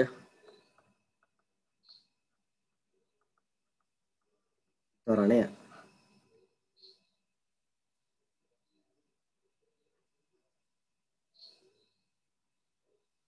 right. අපි හිතමු මෙන්න මේ වස්තුව මගින් මෙන්න මේ වස්තුව මත ඇති කරන්නා වූ ගුරුත්වාකර්ෂණ බලය F කියලා. වන්නා ගුරුත්වාකර්ෂණ බලය F. මේ වස්තුවේ ස්කන්ධය සිම්පල් M කියලා සලකමු. මේ වස්තුවේ ස්කන්ධය කැපිටල් M කියලා අපි සලකමු. මේ දෙන්නා අතර කේන්ද්‍ර අතර දුරෙහි වර්ගය දුර සලකමු. කේන්ද්‍ර අතර දුර සිම්පල් R කියලා අපි සලකමු. right. එතකොට නිව්ටන්ගේ පළමු නියමයට අනුව මොකක්ද වෙන්නේ? පළමු නියමයෙන් කියන්නේ අපිට වස්තුවක් මත කිසියම් සංප්‍රයුක්ත බලයක් ක්‍රියා නොකරයි නම් ඒ වස්තුව එක්කෝ නිශ්චල පිහිටුමේ තිබිය යුතුයි. එහෙම නැත්නම් සරල රේඛීය මාර්ගයක ඒකාකාර ප්‍රවේගයකින් චලනය විය යුතුයි. එකකින් හැංගිලා කියනවා නේද? එකකින් හැංගිලා කියනවා නේද? එයා මත සංප්‍රයුක්ත බලයක් තියෙනවා නම් එයාට ඒකාකාර ප්‍රවේගයක් නැහැ කියලා. නිව්ටන්ගේ පළවෙනි නියමයෙන් කියන්නේ වස්තුවක් මත කිසියම් සංප්‍රයුක්ත බලයක් ක්‍රියා නොකරයි නම් ඒ වස්තුව එක්කෝ නිශ්චලව තිබිය යුතුයි. එහෙම නැත්නම් ඒකාකාර මාර්ගයක සරල රේඛීය මාර්ගයක ඒකාකාර ප්‍රවේගයකින් චලනය විය යුතුයි. දැන් ඒක ඇතුලේ හැංගිලා තියෙනවා එයා මත සංප්‍රයුක්ත බලයක් ක්‍රියා කරයි නම් එයා නිශ්චලව පවතින්න බෑ. ඒ වගේම ඒකාකාර ප්‍රවේගයකින් සරල රේඛීය මාර්ගයක චලනය වෙන්නත් බෑ. සරල රේඛීය මාර්ගයක යනවා නම් එයා මත එයාට ඒකාකාර ප්‍රවේගයක් තියෙන්න බෑ. එහෙනම් එයාට මොකද්ද වෙන්න ඕන? ඒකාකාර ප්‍රවේගයක් තියෙන්න බැයි නම් එයා ත්වරණය විය යුතුයි. එහෙනම් ත්වරණය අපිට ගන්න පුළුවන් F සමානයි ma කියන සමීකරණයෙන්. ත්වරණය ගන්න අපිට නිව්ටන්ගේ දෙවන නියමයෙන් දුන්න සමීකරණයක් F සමානයි ma කියලා. මේ සම්බන්ධතා තමයි දකින්න ඕන ළමෙක්. A level physics ඉගෙන ගන්න ළමෙක් මේ සම්බන්ධතා දකින්න ඕන. ඔය සම්බන්ධතා දකින්න වගේම ගුරුවරු උගන්වන්නත් ඕනේ. ඒ නැත්තම් ළමයට නිකම්ම එහෙම පහළ වෙන්නේ නැහැ. පහළ වෙන ප්‍රමාණය අඩුයි. පහළ වෙන ප්‍රමාණයක් තියෙනවා. ප්‍රමාණය අඩුයි. ඉතින් මේ වගේ සම්බන්ධතා ඉක්මනට ළමයිගේ ඔළුවට අපි දැම්මට පස්සේ ළමයිගේ ඔළුව වැඩ කරනවා. එක දාන්න නැතුව නිකන් සමීකරණය කියනවා. මෙන්න මේ දැන් ගුරුත්වය යටතේ චලිතය ඔයගොල්ලෝ කරලානේ ඉන්නේ නේද? ගුරුත්ව ත්වරණය G කියලා ගන්න කියනවා. මම කිව්වත් දන්නේ නැහැ. මම දන්නේ නැහැ කොහොමද ගන්නේ කියලා ඔයගොල්ලන්ට. ඒක 10යි කියලාත් ගන්න කියනවා. දාලා හදන්න කියනවා ගණන්. සම්මත දෙකේ. කන්සෙප්ට් එක මුකුත් දන්නේ නැහැ. ඔහේ ගණන් ටික හදනවා. සමීකරණ කටපාඩම් කරලා. ඉතින් ඒකට භෞතික විද්‍යාවක් දැනගන්නේ නැහැ. සමීකරණ ටිකක් දන්න සමීකරණ ටිකක් සුළු කිරීම දන්න පුද්ගලයෙක් හැදෙන්නේ ක්‍රියේටිව් අයිඩියා එකක් එන්න විදිහක් නැහැ. ඒ ඇතුළේ තියෙන මුකුත් දන්නේ නැති හින්දා. ඒ ඇතුළේ තියෙන මෙලෝඩියක් දන්නේ නැති හින්දා ඒ මිනිස්සයා ඉතින් එහාට ගමනක් නැහැ. සමීකරණයක් දුන්නාම සුළු කරගෙන ඉන්න දන්නවා. එච්චරයි. ඉතින් මේ ටික දැනගන්න ඕන. right? මේක එතකොට කිව්වේ වස්තුවක් මත බලයක් ක්‍රියාත්මක කරනවා නම් එයාගේ ප්‍රවේගය වෙනස් විය යුතුයි. මේ ප්‍රවේගය වෙනස් වීම නිව්ටන්ගේම දෙවන නියමයෙන් අපිට දුන්න සමීකරණයක් F සමාන ma කියලා. ඒකෙන් ගන්න පුළුවන්. right? මේකේ පහළට තියෙන ත්වරණය අපි g කියලා සංකේතවත් කරොත් right? පහළට g කියලා ගත්තොත් මේකට අපි F සමාන ma දාපුවා මොකද වෙන්නේ?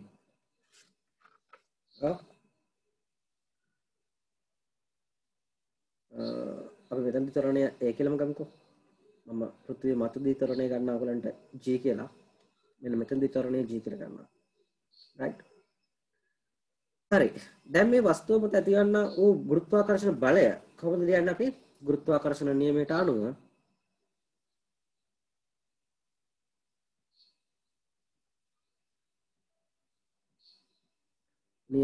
අනුව අපිට දාන්න පුළුවන් ඇතිවන ගුරුත්වාකර්ෂණ බලය F සමාන වෙනවා G m m බෙදීම r වර්ගයට. නේද? ඊට පස්සේ මම වැටෙන වස්තුවට ලියනවා වැටෙන වස්තුවට F සමානයි ma සිරස පහළට දානවා. එතකොට සිරස පහළට තියෙන බලය තමයි Gm m බෙදීම r වර්ගය. right?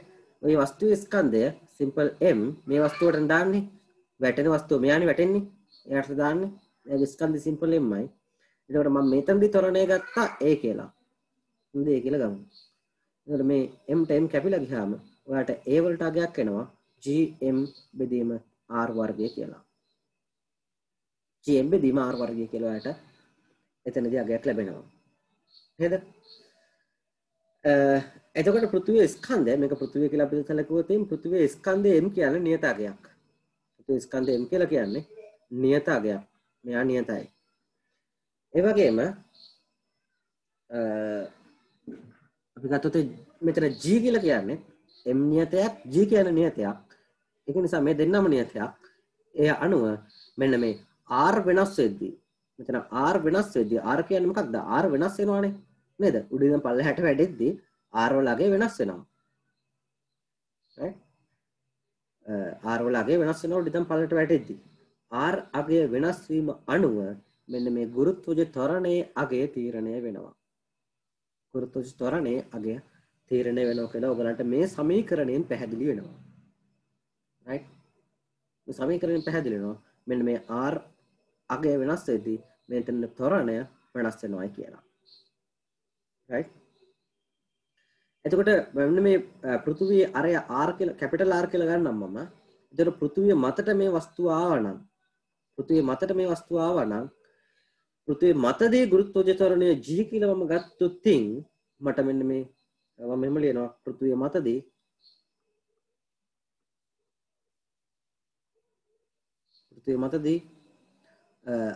simple r සමාන capital R වේ. නේද? simple r සමාන capital R වෙනවා. පෘථිවිය මතදී පෘථිවිය පෘෂ්ඨයට ආවට පස්සේ පෘථිවිය අරේනේ මට දාන්න වෙන්නේ කේන්ද්‍ර අතර දුරේ වර්ගයට. ඉතින් මෙයා මේ චූටි වස්තුවක් කියලා. හරි. ඉතින් පෘථිවියේ කේන්ද්‍රයේ ඉඳන් තියෙන දුරත් එක්ක මෙයාගේ කේන්ද්‍රය නොසලකා හරින්න පුළුවන් මට. පොඩි ගල් කැටයක් කියලා හිතන්නකෝ. right? පෘථිවියේ කේන්ද්‍රයේ ඉඳන් ඒකට එන දුරක් නේ කිලෝමීටර් 6400ක් නේ. කිලෝමීටර් 6400ක් එක මේ ගල් කැටයේ කේන්ද්‍රයට තියෙන දුර පෘථිවිය මට්ටමේ ඉඳන් නොසලකා හරින්න පුළුවන්. ඒක කෙලින්ම මෙතන ඉඳන් මෙතෙන්ට තියෙන දුර කැපිටල් R වෙනවා. ඒක ආදේශ කරපුවාම මෙන්න මේ A වෙනුවට මම ලියනවා පෘථිවියේ මතදී ගුරුත්ව ත්වරණය G කියලා ගත්තොත් එහෙම G සමානයි Gm බෙදීම කැපිටල් R වර්ගය. ඒ ඉතාමත් වැදගත් සමීකරණයක්. ඉතාමත් වැදගත් සමීකරණයක්. right? එහෙනම් පෘථිවිය මතදී ගුරුත්ව ත්වරණය එනවාට G කැපිටල් M බෙදීම R වර්ගය. right? ඉතින් මේ පිළිවෙලට මේවා ඉගෙන ගන්න හරි. එහෙම ඉගෙන ගන්න බැරි නම් බැරිය ඉන්න ගොඩක් අහුවෙන්නේ නැහැ. ඇතුළාන්තය කියලා දුන්නට අහුවෙන්නේ නැහැ. සමහර අයට අර සමීකරණ කටපාඩම් කරලා ගණන් හදලා හුරු වෙලා ඇතුළාන්තය පොඩ්ඩක් කියලා දෙන්න ගියාම හරියන්නේ නැහැ. ඉතින් එහෙම අය ඇත්තටම වැඩක් නැහැ පන්තියට. භෞතික විද්‍යාව උගන්වන්න ඕන. සමීකරණ නෙමෙයි. භෞතික විද්‍යාව ඉගෙන ගන්න පුළුවන් කට්ටිය, කැමති කට්ටිය රැඳින්න පුළුවන්. රයිට්. දාගන්න මේ රූපය. මෙන්න මේ රූපය දාගන්න.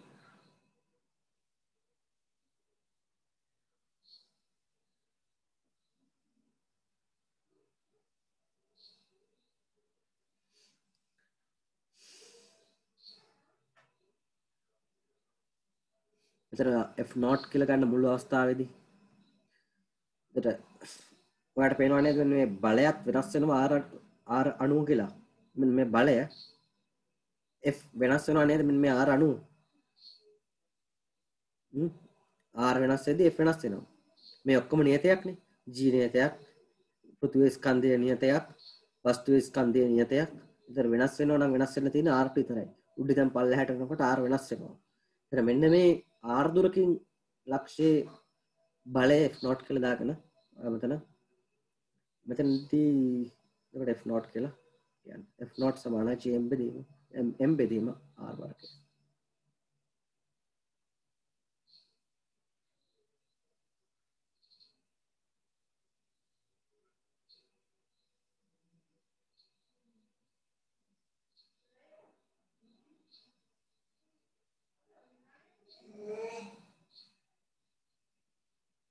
මෙතෙන් දැති වෙන ගුරුත්වාකර්ෂණ බලයත් ඕන නම් F1 කියලා දාලා තියාගන්න එක අපිට අවශ්‍ය වෙන්නේ නැහැ.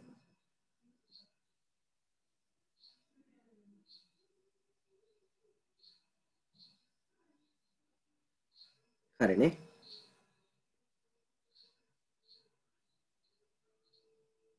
ලියන්න යටින්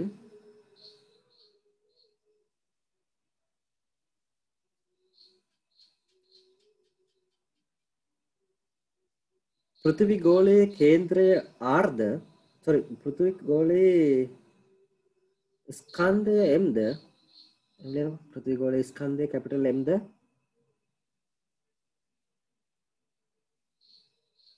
එහි අරය කැපිටල් R ද එහි අරය කැපිටල් R ද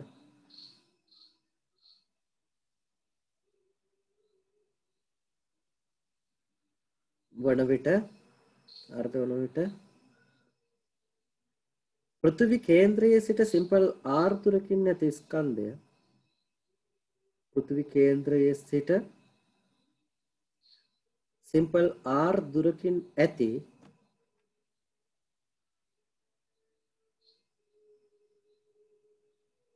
ස්කන්ධය සිම්පල් M වන වස්තුවක් වෙත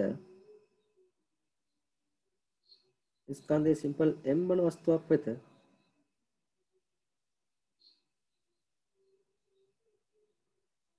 පෘථිවියෙන් ඇති කරන ගුරුත්වාකර්ෂණ බලය පෘථිවියෙන් ඇති කරන ගුරුත්වාකර්ෂණ බලය F0 ලෙස ගනිමු. F0 ලෙස ගනිමු. ඊට පස්සේ ලියන්න පුළුවන් ගුරුත්වාකර්ෂණ නියමයට අනුව ගුරුත්වාකර්ෂණ නියමයට අනුව F0 සමානයි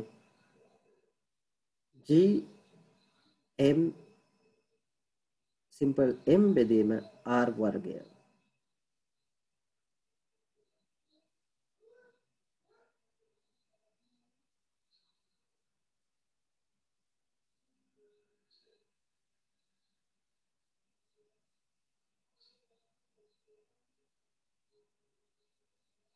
යටින් ලියන්න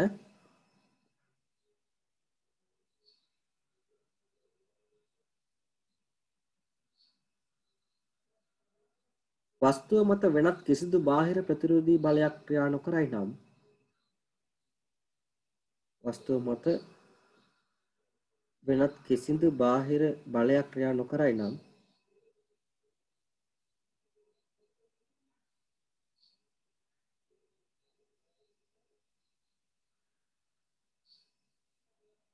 ක්‍රියා නොකරයි නම් එම වස්තුව ඇතහැරිය විට එම වස්තුව ඇතහැරිය විට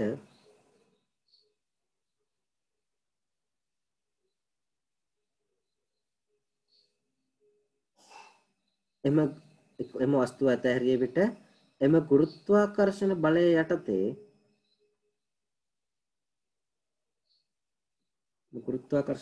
යටතේ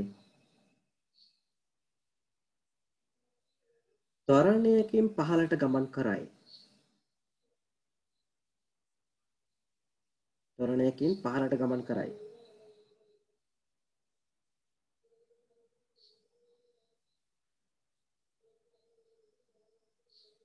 මෙම ගුරුත්වාකර්ෂණ බලය යටතේ පමණක්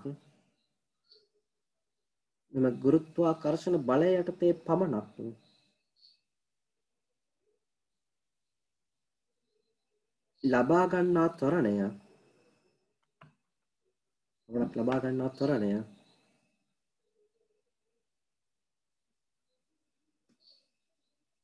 ගුරුත්වජ ත්වරණය ලෙස හඳුන්වයි.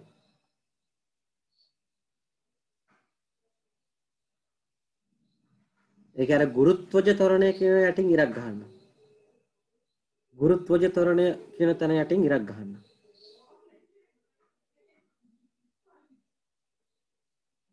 හරි. ඊට පස්සේ ලියන්න වැටෙන වස්තුවට කියලා සමීකරණය ඔය මම ලියපු ටික දාගන්න. ඒ වලට එනකන් දාගන්න මෙන්න මෙතනක. මෙතන සිරස පහලට තියෙන. මෙතන නිකන් දාගන්න.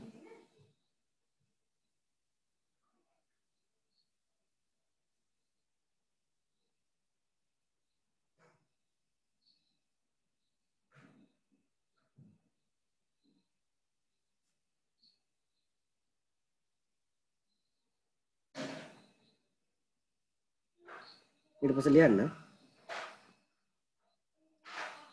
පෘථිවියේ ස්කන්ධය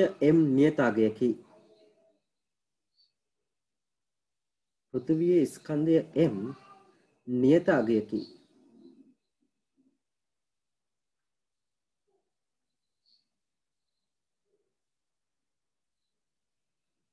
g ද නියතාගයකි.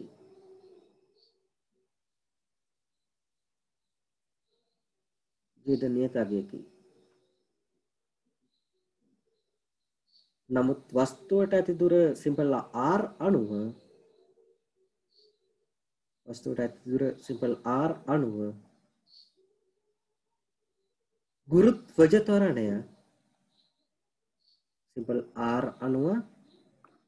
ගුරුත්වජ ත්වරණය වෙනස් වන බව පෙනේ.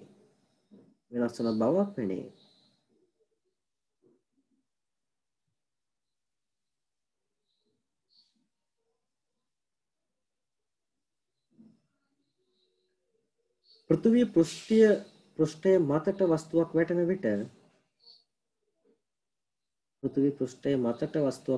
විට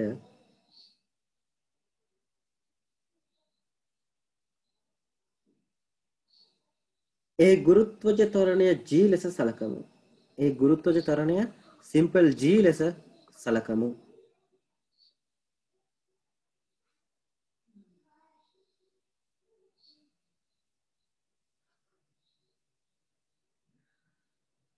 එවිට සිම්පල් r සමානයි කැපිටල් R වේ.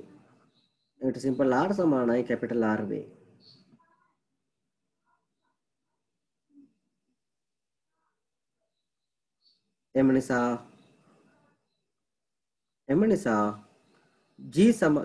සිම්පල් g සමානයි කැපිටල් G m බෙදීම r වර්ගය.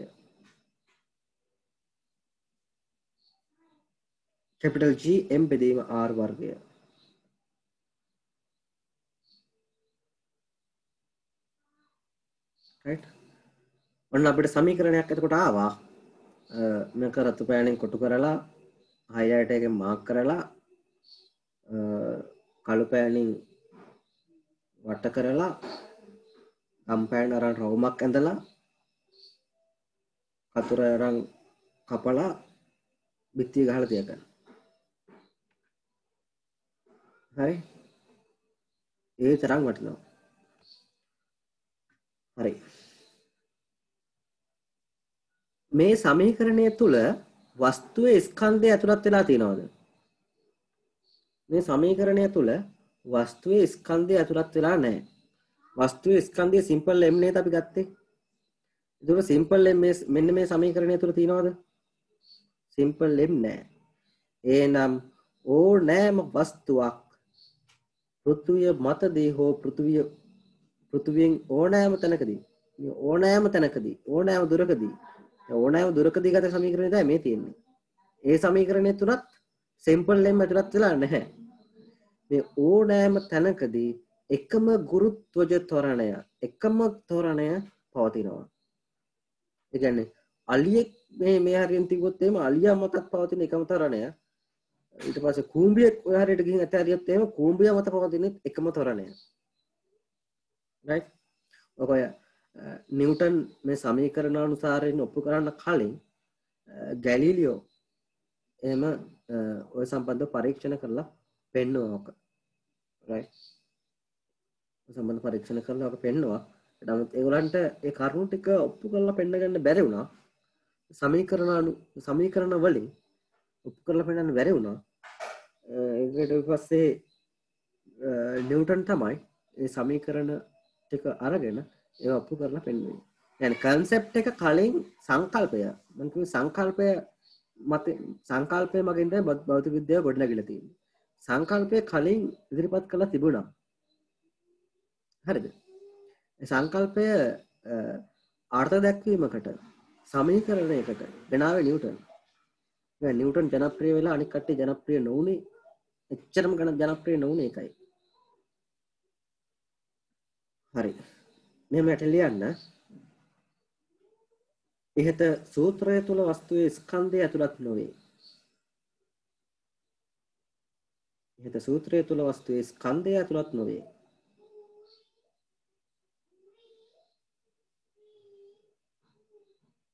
මේ නිසා පෘථුවිය මතට වැටෙන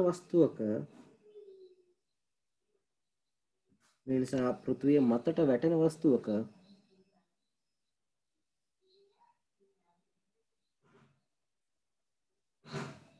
ගුරුත්වජ ත්වරණය වස්තුවේ ස්කන්ධයෙන් ස්වායත්ත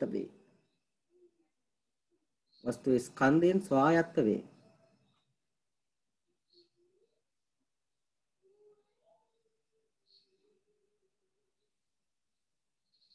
ඕනෑම වස්තුවක් සඳහා එය නියත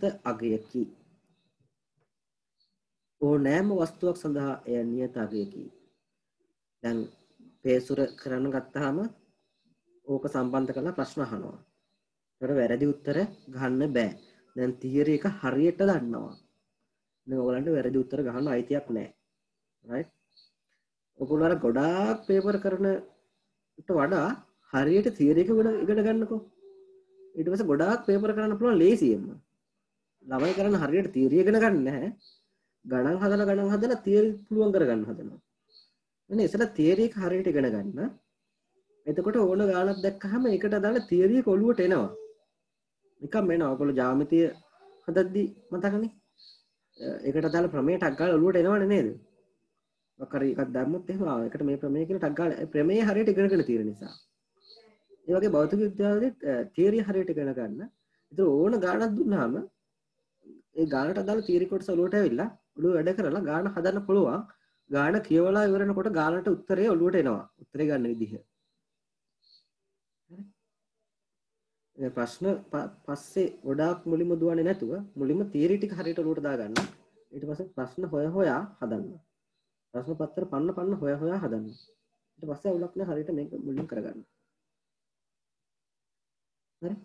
සාමාන්‍යයෙන් මෙන්න මේ ජීවල අගය මුහුදු මට්ටමේදී දීලා තියෙනවා 9.81 ms ඍණ 2 කියලා.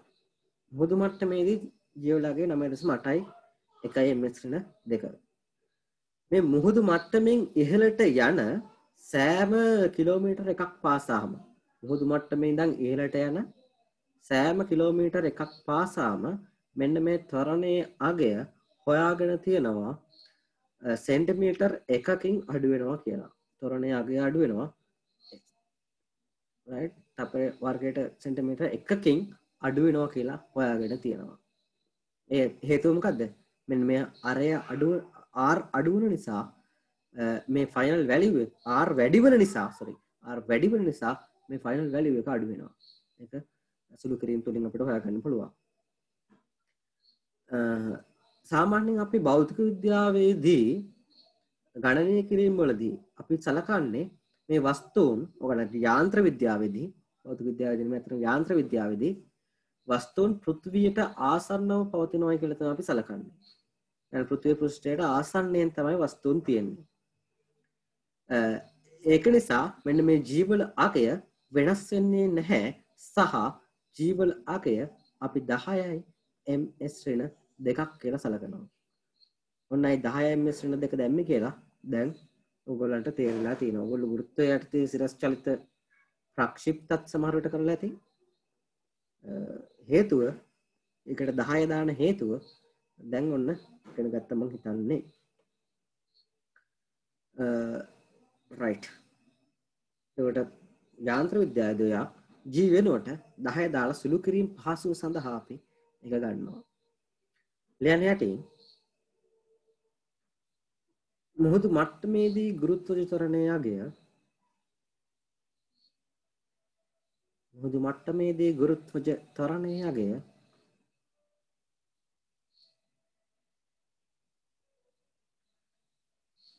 9.81 ms ඍණ 2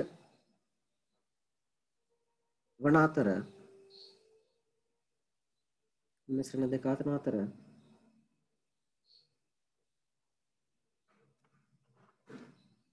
මුහුදු මට්ටමින් ඉහළට යන සෑම කිලෝමීටර් එකක් පාසාම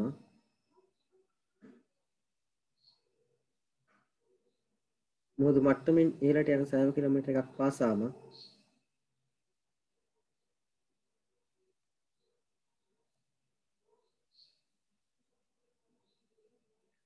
ත්වරණයේ අගය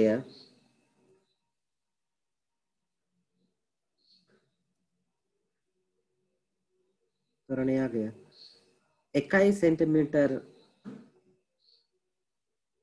තප්පර වර්ගයට බැගින් අඩුවන බව සොයාගෙන ඇත. බැගින් අඩුවන බව සොයාගෙන ඇත.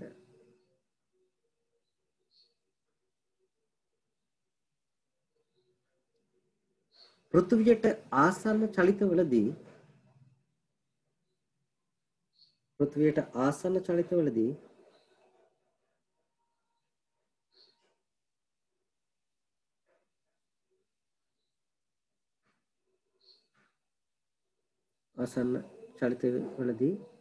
ගුරුත්වාකර්ෂණ ත්වරණය නියතාංකයක් බවත්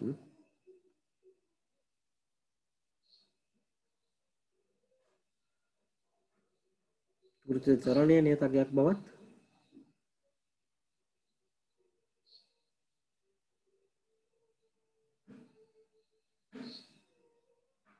එය 10යි ms ඍණ 2 වශයෙන් ගණනය කිරීමේ පහසුව සඳහා යොදා ගන්නා බවත්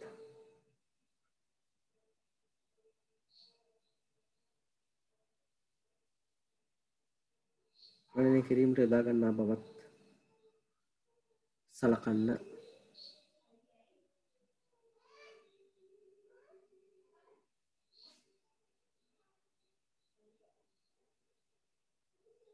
right. ඊළඟට සාමාන්‍යයෙන් අපි ගුරුත්වය යටතේ චලිත සිද්ධ කරද්දී වායුගෝලයෙන් ඇති කරන ප්‍රතික්‍රියාවක් වායුගෝලයෙන් ඇති කරන ප්‍රතික්‍රියා බලයක් නේද?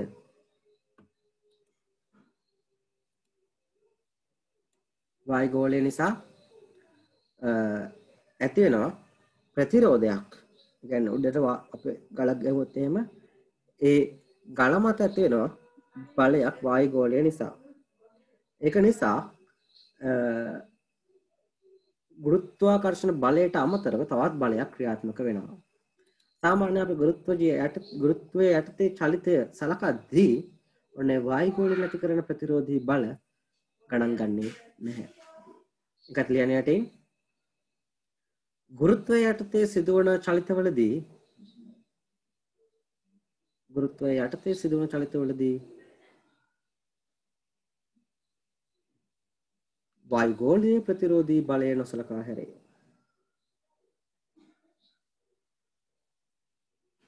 වායුගෝලීය ප්‍රතිරෝධී බලය නොසලකා හැරේ.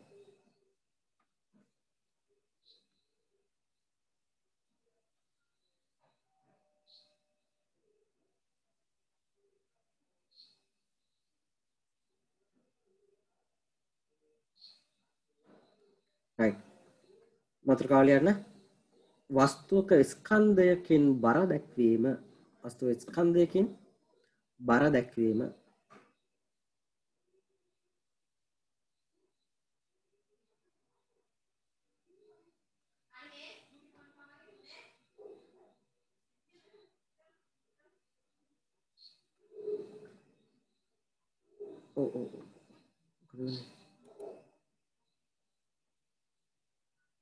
මගේ මවුස් එකට බ්‍රේක් නැහැ. එයා යනවා සමහර වෙලාවට ෆෑන් ස්පීඩ් එකෙන්. ඒක නවතින්නේ නැහැ. හරි. වස්තුවක ස්කන්ධයකින් බර දැක්වීම.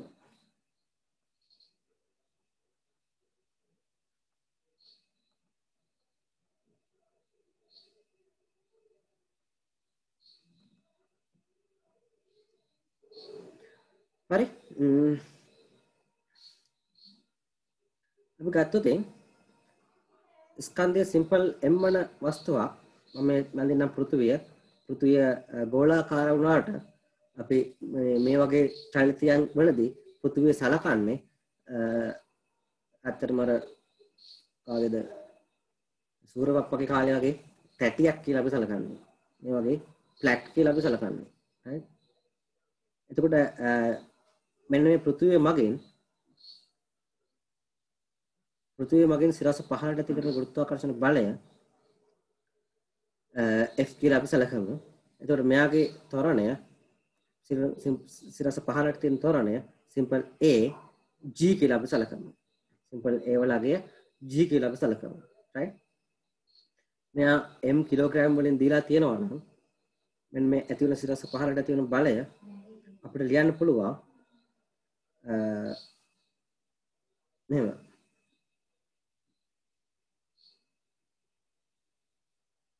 වස්තුවට දානවා. වස්තුවට F සමානයි MA සිරස පහළට. ඒතර වස්තුව මත පවතින බලය F, වස්තුවේ ස්කන්ධය M, එයාගේ ත්වරණය G. right. එහෙනම් මෙන්න වස්තුවේ මත ඇති වෙන බලය සිරස පහළට ඇති වෙන බලය mg කියලා ඔයා හොයාගත්තා දැන්. මේ බලය නේද තියෙන්නේ දැන්. මේක f කියලා ගත්තේ මොකක්ද? සිරස පහළට f සමාන m දාද්දී ආ f වෙනුවට දාන්නේ මේ වස්තුව මත සිරස පහළට තියෙන බලය. මේ සිරස පහළට තියෙන බලය තමයි f.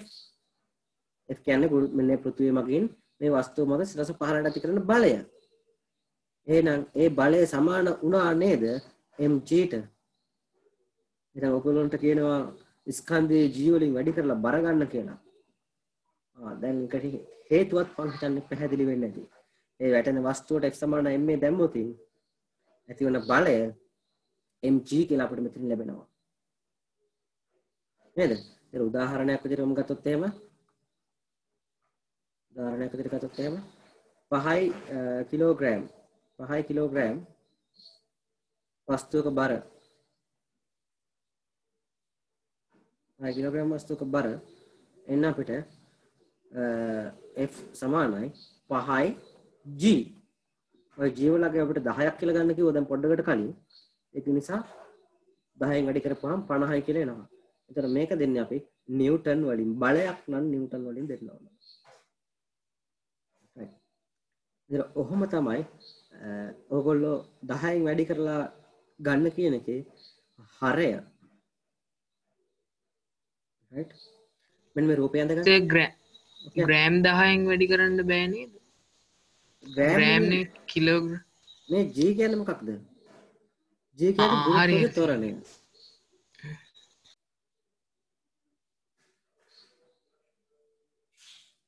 m වෙනුවට 5 දැම්මා g වෙනුවට j ම ලිව්වා g කියන්නේ 10යි. right මේ රූපය දාගන්න.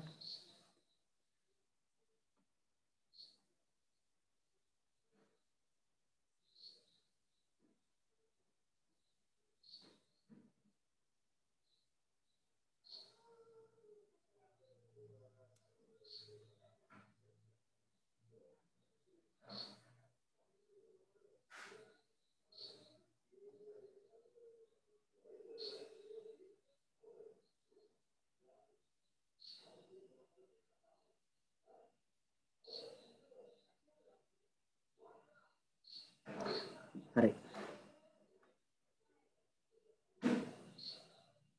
මෙම ලියන යටින් පෘථිවියට ඉහළින් අතහරිනු ලබන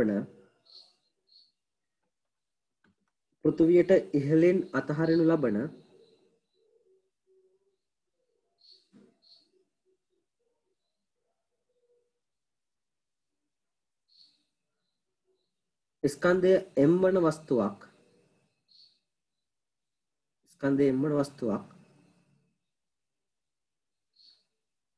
ගුරුත්වාකර්ෂණ බලය යටතේ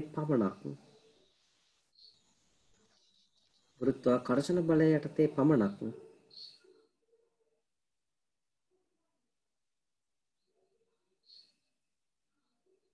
පහළට වැටෙන ත්වරණය g ලෙස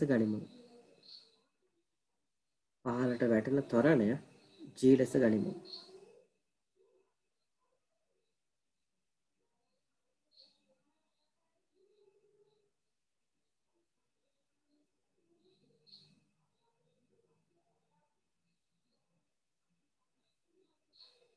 වරහන් තුල යන වාත ප්‍රතිරෝධය නොසලකා හැරේ.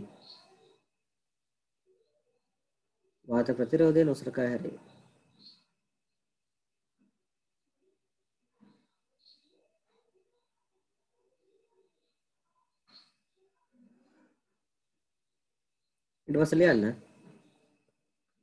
වැටෙන වස්තුවට කියලා ඔය ටික දාගන්න උදාහරණයක් එක්ක ඔක්කොම.